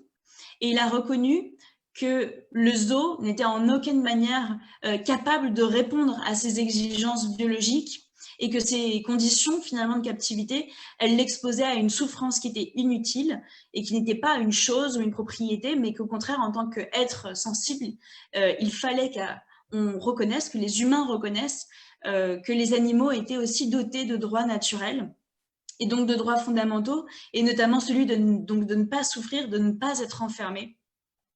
Et il a consacré donc cette obligation constitutionnelle de l'État à protéger et à s'assurer que les droits des éléphants sont bien protégés ou qu'il est dans des conditions adaptées à son espèce. Et il a prononcé dans un délai extrêmement court le placement en fait de Cavan dans un refuge adapté à ses besoins. Ce qui est intéressant dans cette jurisprudence, c'est que le juge a soulevé que les zoos n'avaient aucune utilité en matière de conservation d'espèces et qu'en vérité, il s'agissait uniquement d'exposer des individus à des visiteurs, que le zoo n'apporte également aucune contribution positive quelconque à la société, et c'est des mots très forts qu'il a utilisés, puisque le juge a évoqué le fait qu'aujourd'hui, on dispose de moyens techniques qui nous permettent bien mieux d'acquérir des informations, d'observer, d'acquérir des connaissances sur les animaux. Et en plus de ça, le juge a vraiment interrogé, si on veut, la relation entre justement les animaux d'une partie, enfin les humains, et ces autres créatures vivantes qu'on appelle les animaux, et a appelé dans cette décision aussi à se réinterroger justement sur cet équilibre entre la nature et les humains. Et c'est vraiment une décision qui nous a beaucoup inspiré, et pour lequel justement on espère aussi qu'en France on puisse avoir ce genre d'avancée extrêmement fondatrice en fait en matière de droits des éléphants et des animaux en général. Et je vais vous donner juste un autre exemple qui avait été extrêmement fondateur pour cette question des droits des animaux, c'est celle de la jurisprudence Cecilia en Argentine. Donc Cecilia, c'est une chimpanzé qui est défendue par une association argentine qui s'appelle AFADA. Elle est détenue en captivité au zoo de Mendoza, et pour la faire libérer, l'association a fait jouer ce qu'on appelle l'habeas corpus. Donc l'habeas corpus, c'est une garantie qui existe en droit pour s'assurer que personne ne puisse être en fait détenu contre sa volonté et arbitrairement, c'est-à-dire sans jugement. Donc dans cette procédure, le juge a été saisi en habeas corpus et l'association a demandé la libération de Cecilia, détenue contre sa volonté par le zoo de Mendoza. Donc, ils ont évidemment démontré la détérioration de la santé physique et psychique, en fait, psychologique de Cecilia, pour démontrer tout simplement que les conditions de sa captivité portaient atteinte à ses droits fondamentaux. Et ce qui est intéressant, c'est que la juge qui est allée dans le sens justement de l'association a retenu qu'effectivement Cecilia était une personne morale non humaine, c'est-à-dire qu'elle disposait de droits à la liberté, et elle a autorisé, et elle a même enjoint du coup le zoo à organiser son transfert dans un sanctuaire au Brésil où ses droits fondamentaux peuvent être sauvegardés. Et en plus de ça, ce qui est intéressant, c'est qu'elle a demandé au Parlement régional de la province de Mendoza de combler ce vide juridique qui permet aujourd'hui de maintenir des animaux sauvages dans les zoos. Donc, elle a provoqué, si vous voulez, une évolution législative pour que justement demain, on puisse utiliser le droit directement en Argentine pour faire libérer les animaux de la captivité. Et comme vous voyez, il y a vraiment des gros efforts qui sont faits. L'habeas corpus, c'est un outil juridique qui est utilisé aussi par l'association Non-Human Rights Project pour faire libérer des animaux aux États-Unis. Ils portent ce combat depuis justement pour faire libérer donc Happy, c'est une éléphante emprisonnée également aux eaux du Bronx depuis plus de 40 ans. Et dans cette affaire, ils essayent, disons que c'est la première éléphante qui a répondu au test du miroir. Donc le test du miroir, c'est un test de reconnaissance pour voir si justement l'éléphant a conscience a conscience de son propre reflet dans le miroir, et l'éléphant Happy a répondu positivement. Donc on sait qu'elle a la capacité d'avoir conscience de soi, ce qui est un marqueur indéfectible du coup de cette intelligence animale. Et dans cette affaire, l'association est aidée notamment par le professeur Tribe, qui donc a déposé un amicus curiae. C'est une forme d'expertise en gros. Et cette expertise, du coup, elle conteste, du coup, comme il le dit si bien, le postulat manifestement injuste selon lequel les êtres humains sont la seule espèce ayant droit à la personnalité juridique. Et si justement ça donne autant d'espoir, c'est que cette décision, enfin ce combat porté par le Non-Human Rights Project, il pousse à s'interroger sur ce dilemme du coup éthique, politique, sur la place et la relation finalement entre humains et non-humains. Et les juges du coup dans cette affaire-là ne sont pas allés directement dans le sens de l'éléphant Happy, mais ont reconnu tout de même que cet éléphant était dans une situation qui n'était pas cohérente au regard de son bien-être à lui, et qu'il fallait donc du coup y remédier, mais la décision est en cours, et le Non-Human Rights Project, vous pouvez aller regarder sur leur site internet, poursuit également d'autres recours pour d'autres clients, comme ils le disent, leurs clients étant d'autres singes qui sont protégés, défendus par cette association. Donc on a vraiment des textes importants au regard du droit international. Je vais juste, si vous voulez aller regarder un petit peu ce qui se passe au niveau du droit international, cette déclaration universelle des droits de l'animal, qui considère donc toute une liste de droits. Évidemment, le droit de ne pas souffrir, de ne pas subir du coup des souffrances du fait d'origine humaine, et de disposer de droits. Et donc, vous voyez une vraie progression en regard du droit international sur la question de la place de l'animal au sein de nos sociétés. Et je vais juste finir sur justement ces questions. Quels enjeux donc de reconnaître des droits aux animaux, notamment est-ce que reconnaître des droits aux animaux aurait des conséquences sur la question des zoos, des aquariums, des marinelands, des cirques? Est-ce que justement demain, si on reconnaissait des droits à ces animaux, on pourrait mettre un terme à cette souffrance qu'on voit dans les lieux de captivité? Quelles conséquences aussi pour le commerce? Il faut savoir que en fait, par exemple, dans 28 pays actuellement dans le monde, on interdit totalement la présence d'animaux sauvages ou non sauvages dans les cirques. De nombreux pays européens nous devancent sur ces questions-là et ont déjà interdit la présence d'animaux dans les cirques. Et il y a aussi des conséquences à voir venir aussi sur le commerce, puisque ça nous interroge évidemment sur l'animal en tant que chose, en tant que donc bien de consommation, voire d'appropriation. Est-ce qu'on peut encore se permettre de vendre ou de détenir des animaux d'espèces sauvages? Récemment, il y a par exemple eu une loi qui a été passée en Grande-Bretagne qui interdit la vente des chiots, tout simplement parce que les animaleries tirent profit de cette souffrance animale, notamment chez des espèces jeunes. Et organise, finalement, ça profite surtout aux personnes qui font de l'élevage intensif d'animaux et qui revendent ces espèces aux consommateurs. Et quelles sont les conséquences de reconnaître la personnalité juridique sur l'élevage, puisque, comme l'a dit Jean-Marc au début du webinaire, les conséquences de l'élevage, c'est un mode de vie extrêmement dur, une souffrance pour énormément d'animaux. Est-ce que si on reconnaissait des droits aux animaux, on pourrait encore tolérer justement que cette souffrance ait lieu, est-ce qu'on pourrait justifier que cette souffrance soit socialement acceptée, juridiquement légale d'ailleurs, au regard de ces nouvelles règles? Donc ça pose toute une question majeure, et c'est sur ces enjeux de société finalement qu'on s'interroge grâce au thème de ce webinaire. Est-ce que grâce à la reconnaissance plutôt des droits des animaux, on pourrait mettre un terme à toutes ces souffrances et et réinverser finalement la dynamique?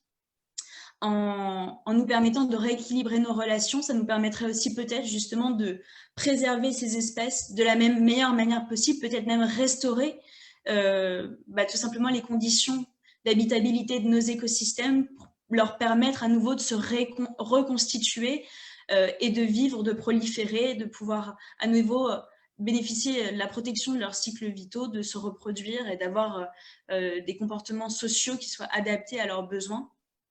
Donc, c'est un peu tous ces sujets-là qu'on voulait aborder. Je vais m'arrêter là hein, avec les aspects juridiques et plutôt passer la main aux questions ou si vous voulez peut-être réagir de votre côté, Lamia, Jérôme, Jean-Marc, à toutes ces questions. Est-ce que vous avez des réactions justement sur ces aspects juridiques ou ce que ces jurisprudences pourraient vous inspirer?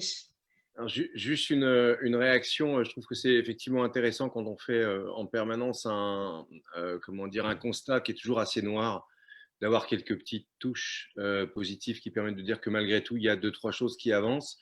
En ce qui concerne les éléphants, puisque c'est quand même la journée internationale, il y a des avancées aussi intéressantes. L'Union internationale pour la conservation de la nature s'est clairement prononcée sur la captivité des éléphants et notamment sur la capture des éléphants dans le milieu naturel pour les mettre en zoo, et sur ces opérations-là a très clairement dit ce ne sont pas des opérations de conservation.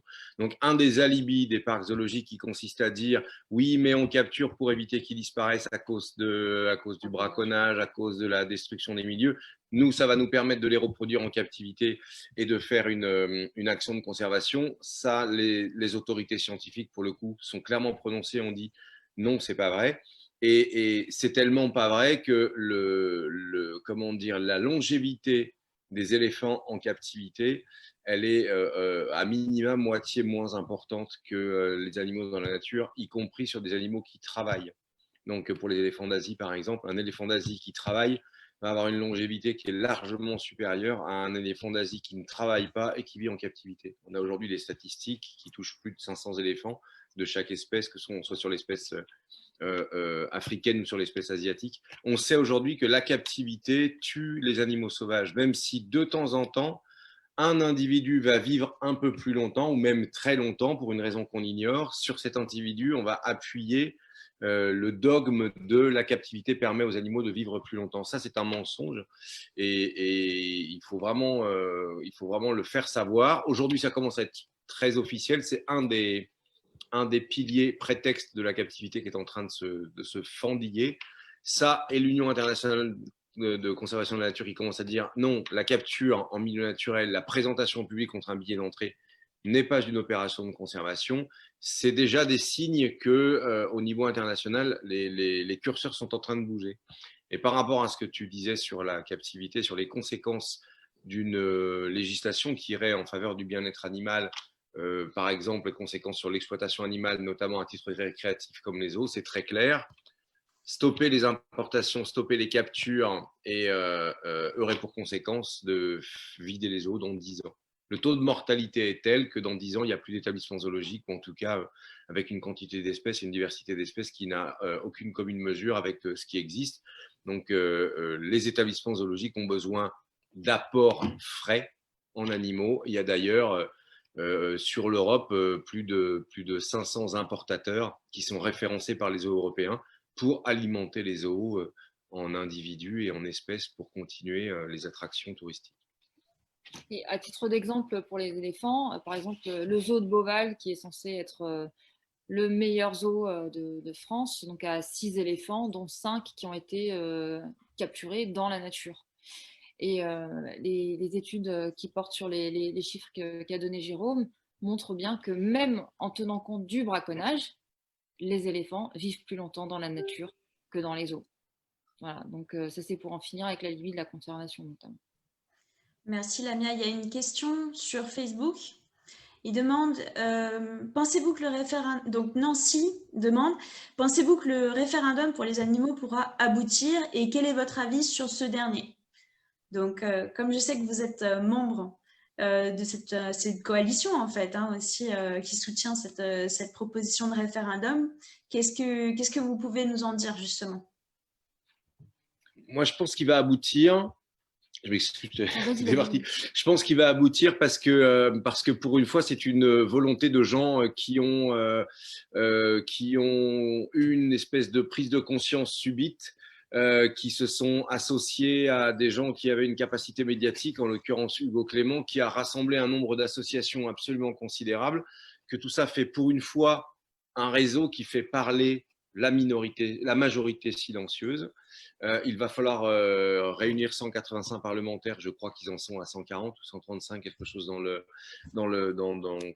genre, et réunir ensuite 4 millions de signatures sera, je pense, quelque chose de complètement possible. Ce qui est intéressant, c'est de voir les réactions que ça entraîne, c'est-à-dire les fédérations de chasse qui sont en train de se mobiliser, les fédérations de corrida qui sont en train de se mobiliser. C'est-à-dire que c'est une initiative qui fait extrêmement peur, et on est sur des activités qui portent atteinte au bien-être animal, aux droits de l'animal, etc., qui font une sorte de dernier baroud d'honneur pour essayer de préserver un droit acquis ancestralement et qui n'a plus absolument aucun sens. Et quand on voit le nombre de parlementaires qui instinctivement se sont prononcés pour ce référendum, en tout cas à titre personnel, moi je suis assez optimiste. C'est pas gagné encore, mais je pense que c'est quelque chose qui va aboutir sans trop de problèmes. Alors, il faut rappeler du coup les objectifs du référendum. Exactement. Est-ce que vous vous souvenez? Alors, il me semble qu'il y avait l'interdiction de la fourrure, évidemment, l'interdiction de la corrida. Non. Des spectacles, l'interdiction des spectacles avec animaux. Spectacles. Que, du coup, la corrida tombe forcément dans les spectacles avec animaux. Non, en fait, c'est animaux sauvages, ouais. Et la corrida n'est pas dedans. Et en fait, ça a fait débat. C'est pas parce que la corrida ne mérite pas d'être combattue. C'est qu'en fait, le parti pris, ça a été vraiment de mettre en avant des objets, des angles d'attaque sur lesquels il y avait le plus gros consensus possible. Et donc, forcément, ça semble perdre un peu en ambition, mais la stratégie qui est derrière, c'est d'enfoncer une première porte avec ces quatre éléments principaux sur lesquels on est à peu près sûr de pouvoir réunir un maximum de gens. Et si on y arrive avec cette première étape, évidemment, la suite logique, ça va être d'entamer sur le reste. Mais moi, par exemple, j'ai pourquoi est-ce qu'on n'impose pas aussi les caméras sur les ponts des navires? Parce que c'est ce qui nous manque sur ce qui est la pêche. C'est un enjeu qui est moins facile à défendre, qui fait moins l'unanimité, pour lequel les gens ont moins compris en fait ce qui se passe. Et donc voilà, c'est stratégiquement. On a choisi de faire au plus fédérateur pour être sûr de pouvoir rassembler le plus. Voilà, et vraiment, moi je le perçois en tout cas comme ça. On rentre, c'est une première étape. C'est pas une conclusion. C'est vraiment, on est au début. Et l'idée, c'était de pouvoir forcer la porte avec ça, et ensuite on verra jusqu'où on peut aller. D'accord. D'ailleurs, à propos de la corrida, c'est quand même un exemple assez évocateur du laisser-aller qu'il y a dans notre droit, hein, puisque je vous disais au début de ma présentation, le droit pénal interdit donc tous les actes de cruauté envers les animaux, et dans le même article, crée une dérogation pour les corridas et pour les combats de coqs, en précisant que parce qu'il y a une tradition locale ininterrompue, on peut se passer finalement, on peut continuer à pratiquer, je ne sais pas si on peut appeler ça un sport, en tout cas, on peut tolérer ces pratiques envers les animaux. C'est donc bien que, indirectement, on est absolument persuadé qu'il s'agit d'un acte cruel, sinon on n'aurait pas besoin de mettre dans le même article la corrida et les combats de coqs, que dans l'article qui interdit ces actes de cruauté. Et ça montre bien encore cette binarité de notre droit quand il s'agit de protéger les animaux. À la fois, oui, on protège, mais en même temps, on autorise tout un tas de choses et on crée des dérogations qui rendent inefficace finalement notre système juridique. Oui ? Vas-y, termine. Non, j'avais fini. Je voulais avoir vos réactions. Et puis, j'ai une autre question sur Facebook d'Emmanuel qui pose la question, donc, comment faire pour que la problématique de la pêche soit conscientisée et relayée dans les médias et pas seulement le plastique? le plastique sous l'angle, c'est vrai qu'on parle beaucoup du plastique dans les médias, les océans vont être remplis de plastique. Ça, c'est vrai qu'on en parle beaucoup, mais c'est l'impression que ça donne. Tu en as parlé, Lamia, la problématique de la pêche et de ces pseudo-pêches accidentelles, c'est beaucoup moins connu. Quelle est votre stratégie alors? Bah, il y a plusieurs choses. Déjà, je pense que pour l'opinion publique a encore beaucoup l'image d'Épinal, du petit pêcheur qui brave les éléments pour nourrir sa famille, etc. Et donc, s'attaquer à la pêche, c'est un peu s'attaquer à ce brave homme. Voilà, la chasse a très mauvaise presse, n'a pas une bonne image, mais la pêche est encore considérée comme une activité de cueillette. D'ailleurs, on dit que les pêcheurs sont les agriculteurs de la mer, alors que pas du tout. Enfin, ils ne sèment rien, ils ne font que capturer, ils ne font que tuer, ils ne font que prendre. Donc, ce sont des chasseurs, et des chasseurs qui sont en plus, pour le coup, pas du tout sélectifs pour une majorité d'entre eux. Donc, la même chose appliquée en forêt, ce serait absolument scandaleux. Donc, déjà, démystifier un peu la chose, remettre les choses en place. Les pêcheurs sont des intrus dans l'océan, ils ne font pas partie de l'écosystème marin. Et l'écrasante majorité d'entre eux pratiquent une pêche qui est destructrice et qui n'est pas éthique pour répondre à une demande qui n'est pas indispensable. Donc ça, c'est une chose. Ensuite, il y a aussi le fait qu'on est très attaché à ce qu'on mange, ce qu'on met dans son assiette. Voilà, je pense qu'on ne trouvera plus personne aujourd'hui pour défendre l'usage du plastique à usage unique. Par contre, quand on parle d'arrêter de manger du poisson, là, bon, bah, alors d'accord, on ne peut plus manger de viande, on ne peut plus manger de poisson, bah, qu'est-ce qu'on va manger? Alors, ça, c'est ce qu'on entend tout le temps. Tout de suite, dès qu'on parle d'arrêter de manger du poisson, on nous dit « Ah, écologie punitive ». Il faut resituer les choses, hein. L'écologie punitive, c'est pas ça, hein. L'écologie punitive, la punition de l'écologie, c'est ce qui va se passer si l'océan meurt. C'est là qu'on va comprendre ce que c'est que la punition. C'est pas d'arrêter de manger du poisson, un poisson dont on peut très bien se passer. Voilà. Mais en fait, c'est la force de l'habitude aussi, parce que toutes les espèces en plus dont on parle là, je reviens sur la question des dauphins parce qu'elle est vraiment emblématique et d'actualité. Elle est liée à la consommation de merlus, de sardines, de cabillaud, de thon. Donc tout ça, c'est des espèces qu'on a l'habitude, qui sont extrêmement familières, avec lesquelles on a grandi, qu'on a eu tout le temps dans les étals de poissonnerie, à la cantine. Et donc, c'est juste normal, en fait, de manger ces poissons-là. Et du coup, la force de l'habitude, c'est ce qu'il y a de plus compliqué à casser. Ça va très, très loin.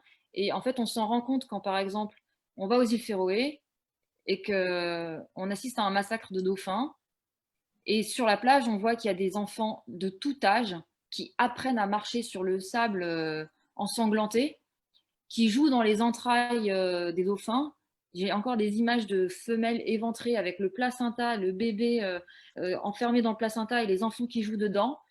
Et en fait, ils sont élevés au biberon avec ça. Pour eux, les jours de green, donc les jours de massacre comme ça, c'est Disneyland. Ils sont survoltés. Et en fait, ça en fait des adultes qui sont complètement imprégnés de ça, pour qui c'est complètement normal. Et donc, c'est la force de l'habitude. Parce que, mis à part ça, en fait, c'est des gens très sympathiques. Et alors, du coup, pour répondre à la question, tu dirais quoi? Comment est-ce qu'on... Puisque là, tu l'as abordé, la question de l'éducation. Comment est-ce que finalement, on passe peut-être par l'éducation pour sensibiliser les gens, justement, dès le plus jeune âge à ces questions-là? Alors, dès le plus jeune âge, mais pas que dès le plus jeune âge, parce que les adultes d'aujourd'hui, on n'a pas le temps, qui continuent à faire des conneries jusqu'à ce qu'ils meurent, hein. Donc, c'est oui, dès le plus jeune âge, mais il faut aussi que les adultes de maintenant prennent conscience de ce qui se passe, prennent conscience des enjeux et ensuite proposer et s'habituer à des alternatives. Parce qu'aujourd'hui, il est tout à fait possible de bien manger sans manger de protéines animales. Et de toute façon, c'est indispensable. Mais déjà, avoir conscience de l'enjeu, c'est-à-dire connaître le vrai prix du poisson qui est dans l'assiette. Qu'est-ce que ça engendre réellement? Jean-Marc, il voulait réagir. Ouais, juste rajouter, mais ça va dans le sens, bien sûr, de ce qu'a dit Damien.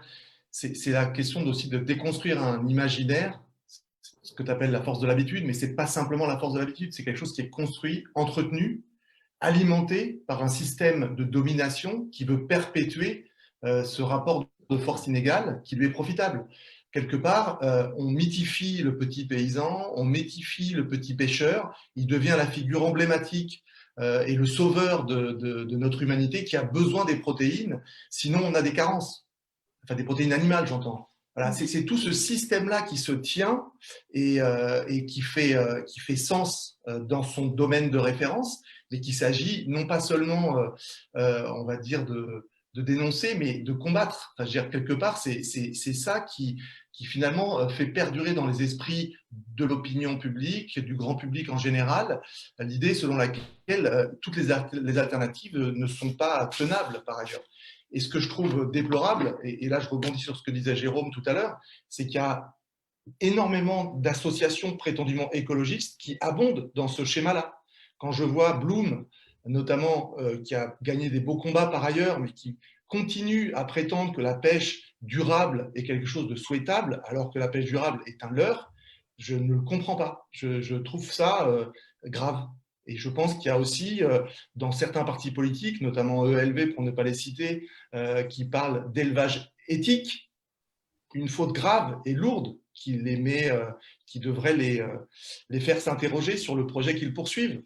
Et quelque part, ce côté, on va dire, véritablement écolo qui pouvait avoir à l'origine des pères fondateurs de la pensée de l'écologie politique, des Charbonneau et autres, et c'est complètement dilué, édulcoré, et aujourd'hui, c'est finalement des idéologies qui sont plus du tout subversives par rapport au modèle dominant. Donc il y a aussi tout ça dans lequel on baigne et qu'il faut absolument critiquer, il faut combattre et déconstruire si on veut sortir du système général dans lequel on est et qui nous amène vers le gouffre, quoi. J'en profite pour évoquer une lecture, parce que moi je suis en train de découvrir Émeric Caron en ce moment. Et dans son livre, justement, il donne une piste. Alors, je ne sais pas si c'est sur le ton de l'humour, mais il dit, comme on met sur les paquets de tabac fumez tu avec une belle photo d'un cancer du poumon, on devrait mettre sur les emballages des produits de poisson ou de viande, à quoi ressemble un cadavre en fait d'animal avant ou au moment où il est tué, pour que peut-être on se sensibilise aussi à voir cette mort, à la vivre, à la comprendre, à se substituer finalement dans nos esprits le beau petit morceau de poisson bien carré, bien propre, sans aucune chair, sans aucun boyau, et l'animal qui existe en fait, qui a vécu avant. Je trouve ça intéressant parce que c'est une piste pour le coup juridiquement tout à fait envisageable. L'étiquetage, c'est quelque chose qu'on fait pour beaucoup de produits. Et il y a une question qu'on n'a pas vraiment abordée, c'est ce qui me choque beaucoup, moi, c'est aussi toutes les pêches d'animaux, enfin pour l'alimentation, on pêche énormément de choses, mais en fait on rejette aussi énormément de choses, énormément de poissons à la mer qui sont des prises qu'on ne vend pas parce que soit c'est des poissons qui ont une tête un peu moche et qu'on n'arrivera jamais à vendre chez le poissonnier, soit parce qu'ils ne sont pas connus ou acceptés dans notre culture alimentaire pour être mangés. Et en fait, je n'ai pas les chiffres en tête, mais c'est assez énorme, toutes ces prises à côté qui sont en fait, simplement remontées dans les filets et rejetées à la mer. Ce qui est aberrant, c'est qu'effectivement, ça concerne des espèces qui n'ont pas d'intérêt commercial, mais ça peut aussi concerner des espèces qui sont de sous-taille. Donc en fait, pour protéger l'espèce, on va dire que un poisson qui fait moins de tant de centimètres ne peut pas être commercialisable parce qu'il ne s'est pas encore reproduit. Sauf que l'océan n'est pas compartimenté et donc quand on balance ses filets et qu'on prend des poissons sous taille, parce que les mailles ne sont pas suffisamment larges par exemple, et du coup on remonte ces juvéniles qui ne se sont jamais reproduits, donc on les tue et on les rejette à la mer parce que une fois débarqués, on n'a pas le droit de les vendre. Donc c'est cette aberration aussi de la pseudo-protection des espèces marines, où on essaye toujours en fait de faire semblant de trouver des solutions alors qu'en fait on n'attaque pas le problème à la racine. Et c'est en guise de fausse bonne solution, par exemple, sur la question des dauphins, on a cette histoire de pinger, les répulsifs acoustiques. Donc en fait, où on nous explique qu'on va mettre des répulsifs acoustiques sur les filets de pêche pour que les dauphins ne s'approchent pas des filets. Sauf que d'une part, ça ne marche pas à chaque fois, et d'autre part, là, il nous parle de mettre ces pingers sur les fileyeurs. Donc, c'est des milliers de kilomètres de filets qui sont posés là, dans le golfe de Gascogne en l'occurrence et en Bretagne. L'idée même derrière ces répulsifs acoustiques, c'est de repousser les dauphins de leur zone de nourrissage et de leur zone de vie. Donc en fait, d'ailleurs il y a une étude qui est parue sur le sujet, si on appliquait ça à tous les fileyeurs, l'effet des répulsifs acoustiques pourrait être encore pire que celui des captures. Donc nous on attaque ça en justice pour faire interdire les répulsifs acoustiques, surtout que ça fait 20 ans que les comités des pêches et le ministère de l'Agriculture et de la Pêche nous ressort les répulsifs acoustiques à chaque crise d'échouage en disant voilà, on travaille là-dessus, on a trouvé la solution.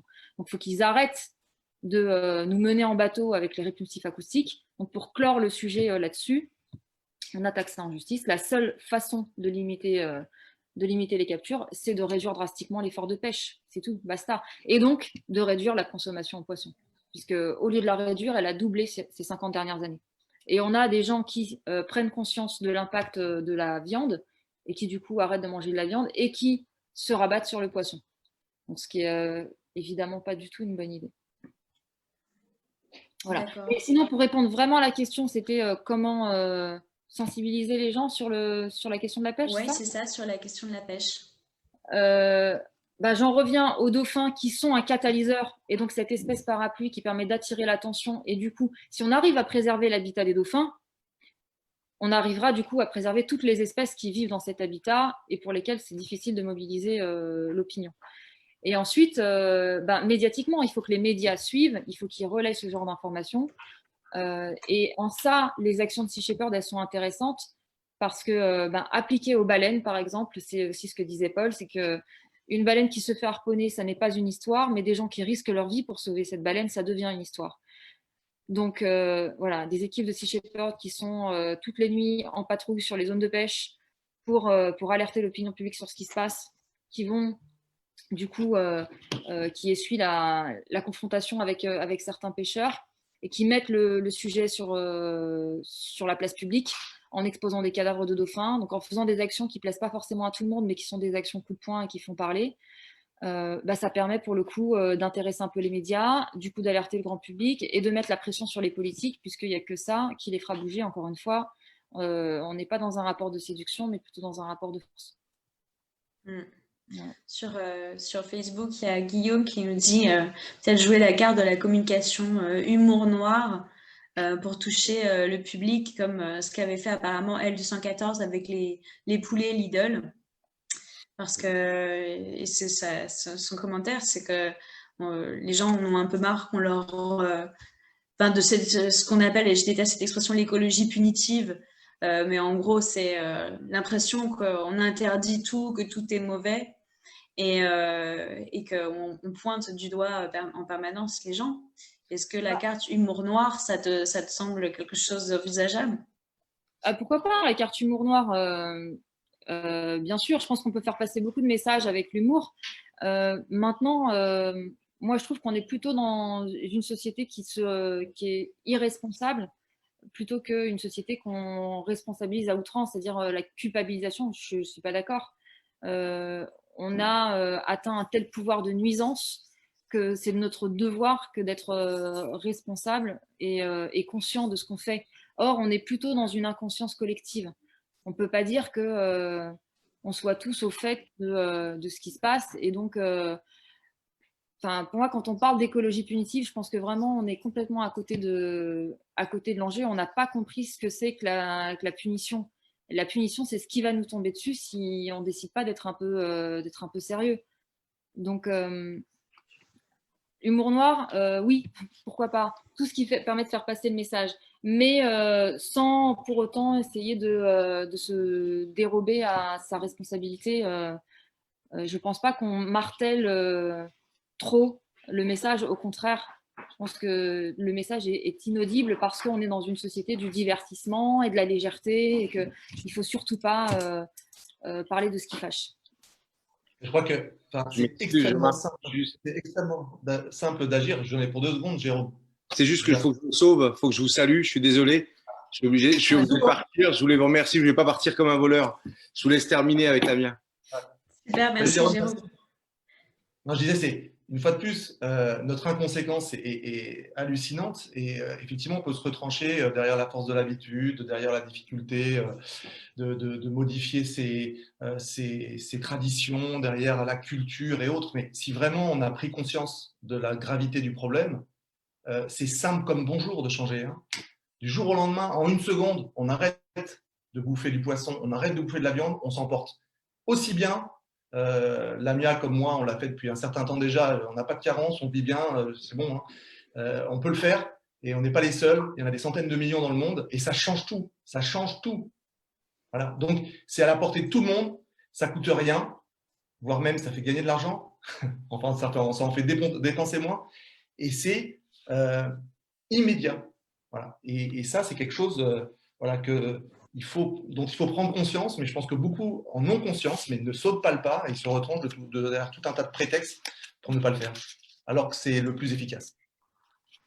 Il y a une question qui peut-être va te parler du coup d'Anthony qui demande si est-ce que tu travailles par exemple avec des professionnels de la santé pour expliquer des concepts comme la santé planétaire, la santé animale, la santé humaine et végétale et l'interconnexion justement entre finalement la santé de nos écosystèmes, la santé de cette biomasse dans laquelle l'humain est aussi dont l'humain fait partie.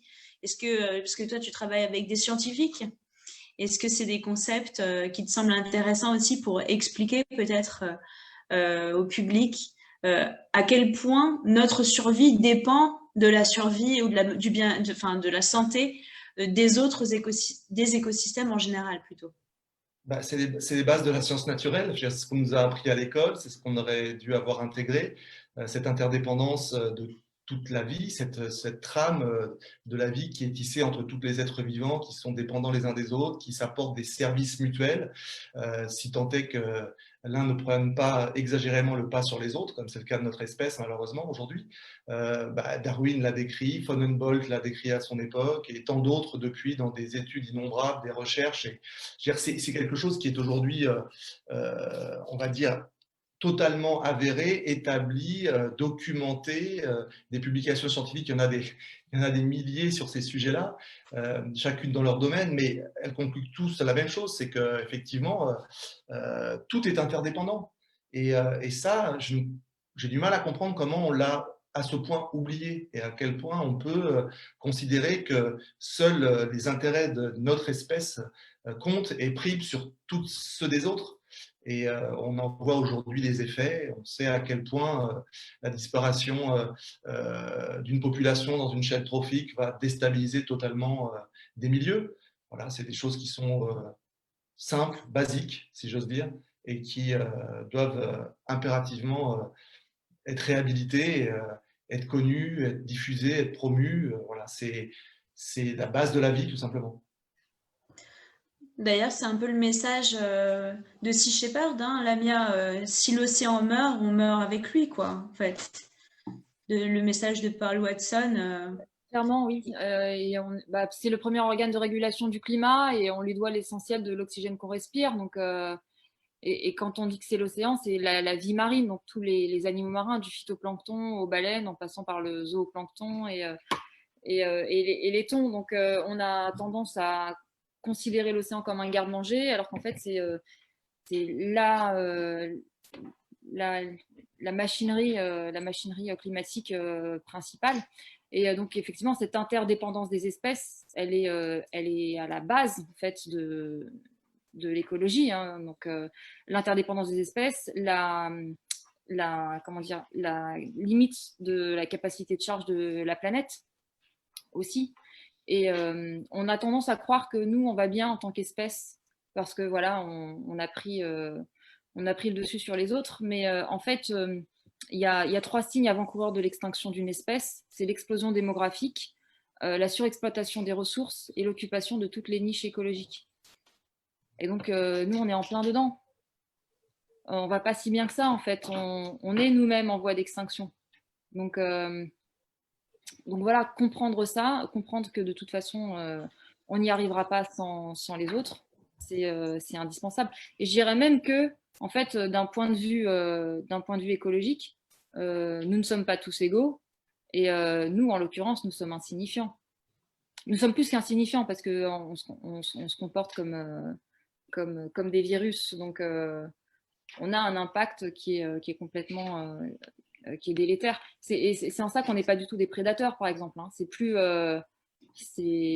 sexy de dire qu'on est des top prédateurs, mais on n'est pas des prédateurs dans le sens où les prédateurs ont un effet positif sur la biodiversité, ils maintiennent la biodiversité, ils sont régulés par la quantité de leur proie. Nous, il n'y a absolument plus rien qui nous régule et on a un effet complètement délétère sur la vie. Donc, on est bien plus proche des virus dans le comportement que des prédateurs.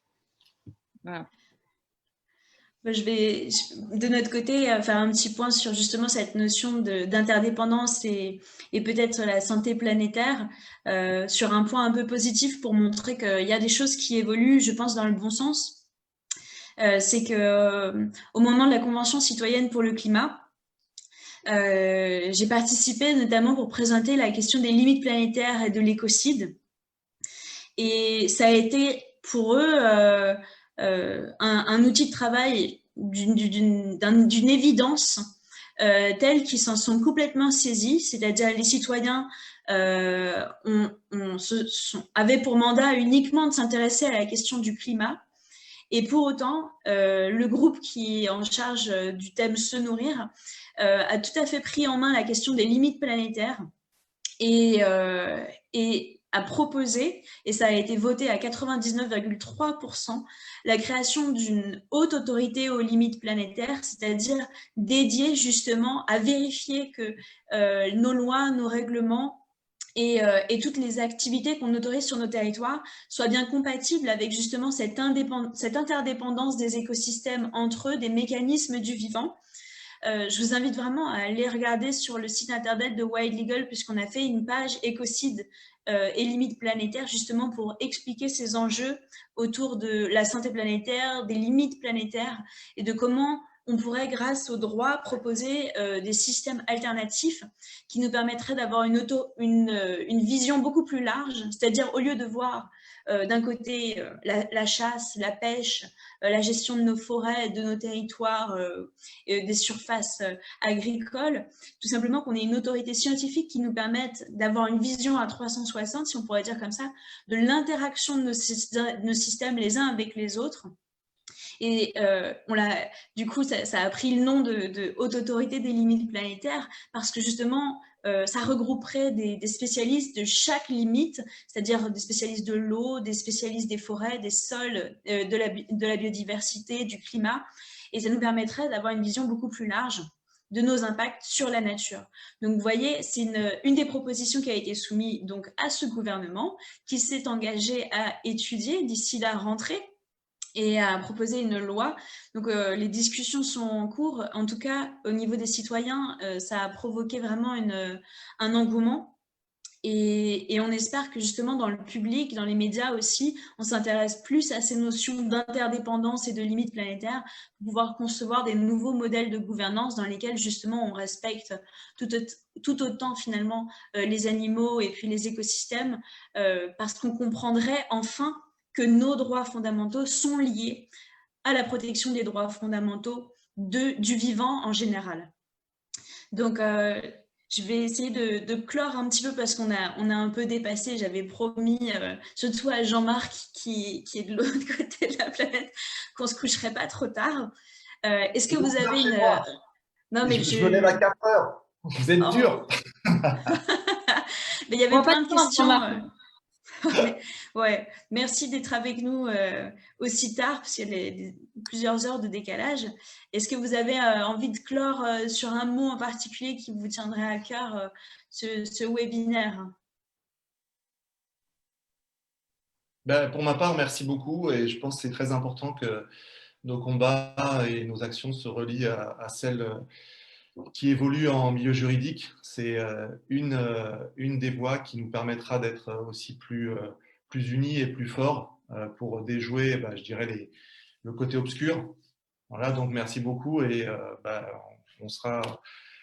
on continue à bosser ensemble et c'est chouette.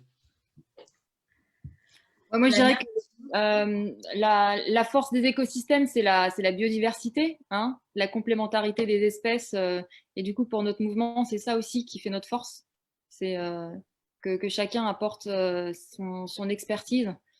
Et donc, je pense qu'à nous tous, ça nous permet d'avoir un champ d'action beaucoup plus fort. Et donc, c'est chouette. Je pense qu'il n'y a que comme ça qu'on peut avoir une chance de gagner. Donc, voilà, c'est cool. Merci beaucoup, Lamia. Donc, n'hésitez pas à aller re-regarder ou à diffuser ce Facebook Live dans vos réseaux pour justement faire connaître cette mine d'informations que nous a transmis Jean-Marc et puis cette expérience de terrain que Lamia a partagée avec nous. Donc, allez regarder aussi le site de Rewild avec toutes les actions qui sont faites parce on a survolé, mais il faudrait aller regarder un peu plus précisément ce qui est. C'est une première en France, hein, Rewild, quand même, de racheter ce zoo pour faire des actions. Racheter un zoo comme ça a été fait, comme ça pour libérer ou sanctuariser les animaux et en faire un centre d'accueil pour les animaux victimes de trafic, c'est une première mondiale. C'est une première mondiale. Bon, bah alors, allez regarder absolument le site, c'est rewild.ong, je crois. Ouais, c'est ça. Voilà, pour voir qu'est-ce qu'ils font. Et puis, parce que tu nous le dis à chaque fois, mais c'est vrai que vous êtes face aussi à des enjeux, puisque vous vous confrontez directement justement à cette situation qui fait que quand on enlève le pilier commercial, s'occuper d'animaux sans billetterie, sans faire venir des visiteurs, c'est vous retrouver justement avec une charge, une responsabilité extrêmement lourde. Donc, ils ont besoin de soutien, évidemment. Et puis, je ne sais pas si on l'a dit, mais donc le livre de Jean-Marc qui sort en septembre. Donc, à lire, voilà, à lire absolument pour avoir toutes les infos derrière ce webinaire et avoir des billes pour en parler avec vous à Noël, puisque si c'est septembre, tout le monde l'aura lu d'ici Noël. Pour animer pour que en avance vous ayez, ouais, c'est ça, en avance vous aurez du coup lu le webinaire, lu le livre et vous pourrez dissuader votre famille d'acheter, de faire un repas carnivore pour Noël, mais peut-être d'essayer pour la première fois un petit repas végétarien. Donc merci pour toutes ces infos que vous nous avez délivrées ce soir. Et puis, on refait ça bientôt. Et puis, les prochaines actions à suivre dans les tribunaux, sur le terrain, dans les conférences, suivez bien ce qui va arriver. On continue évidemment à se mobiliser. Voilà tout le monde. Merci. Au revoir. Merci à tous. Merci beaucoup. Salut. Salut. Merci à tous.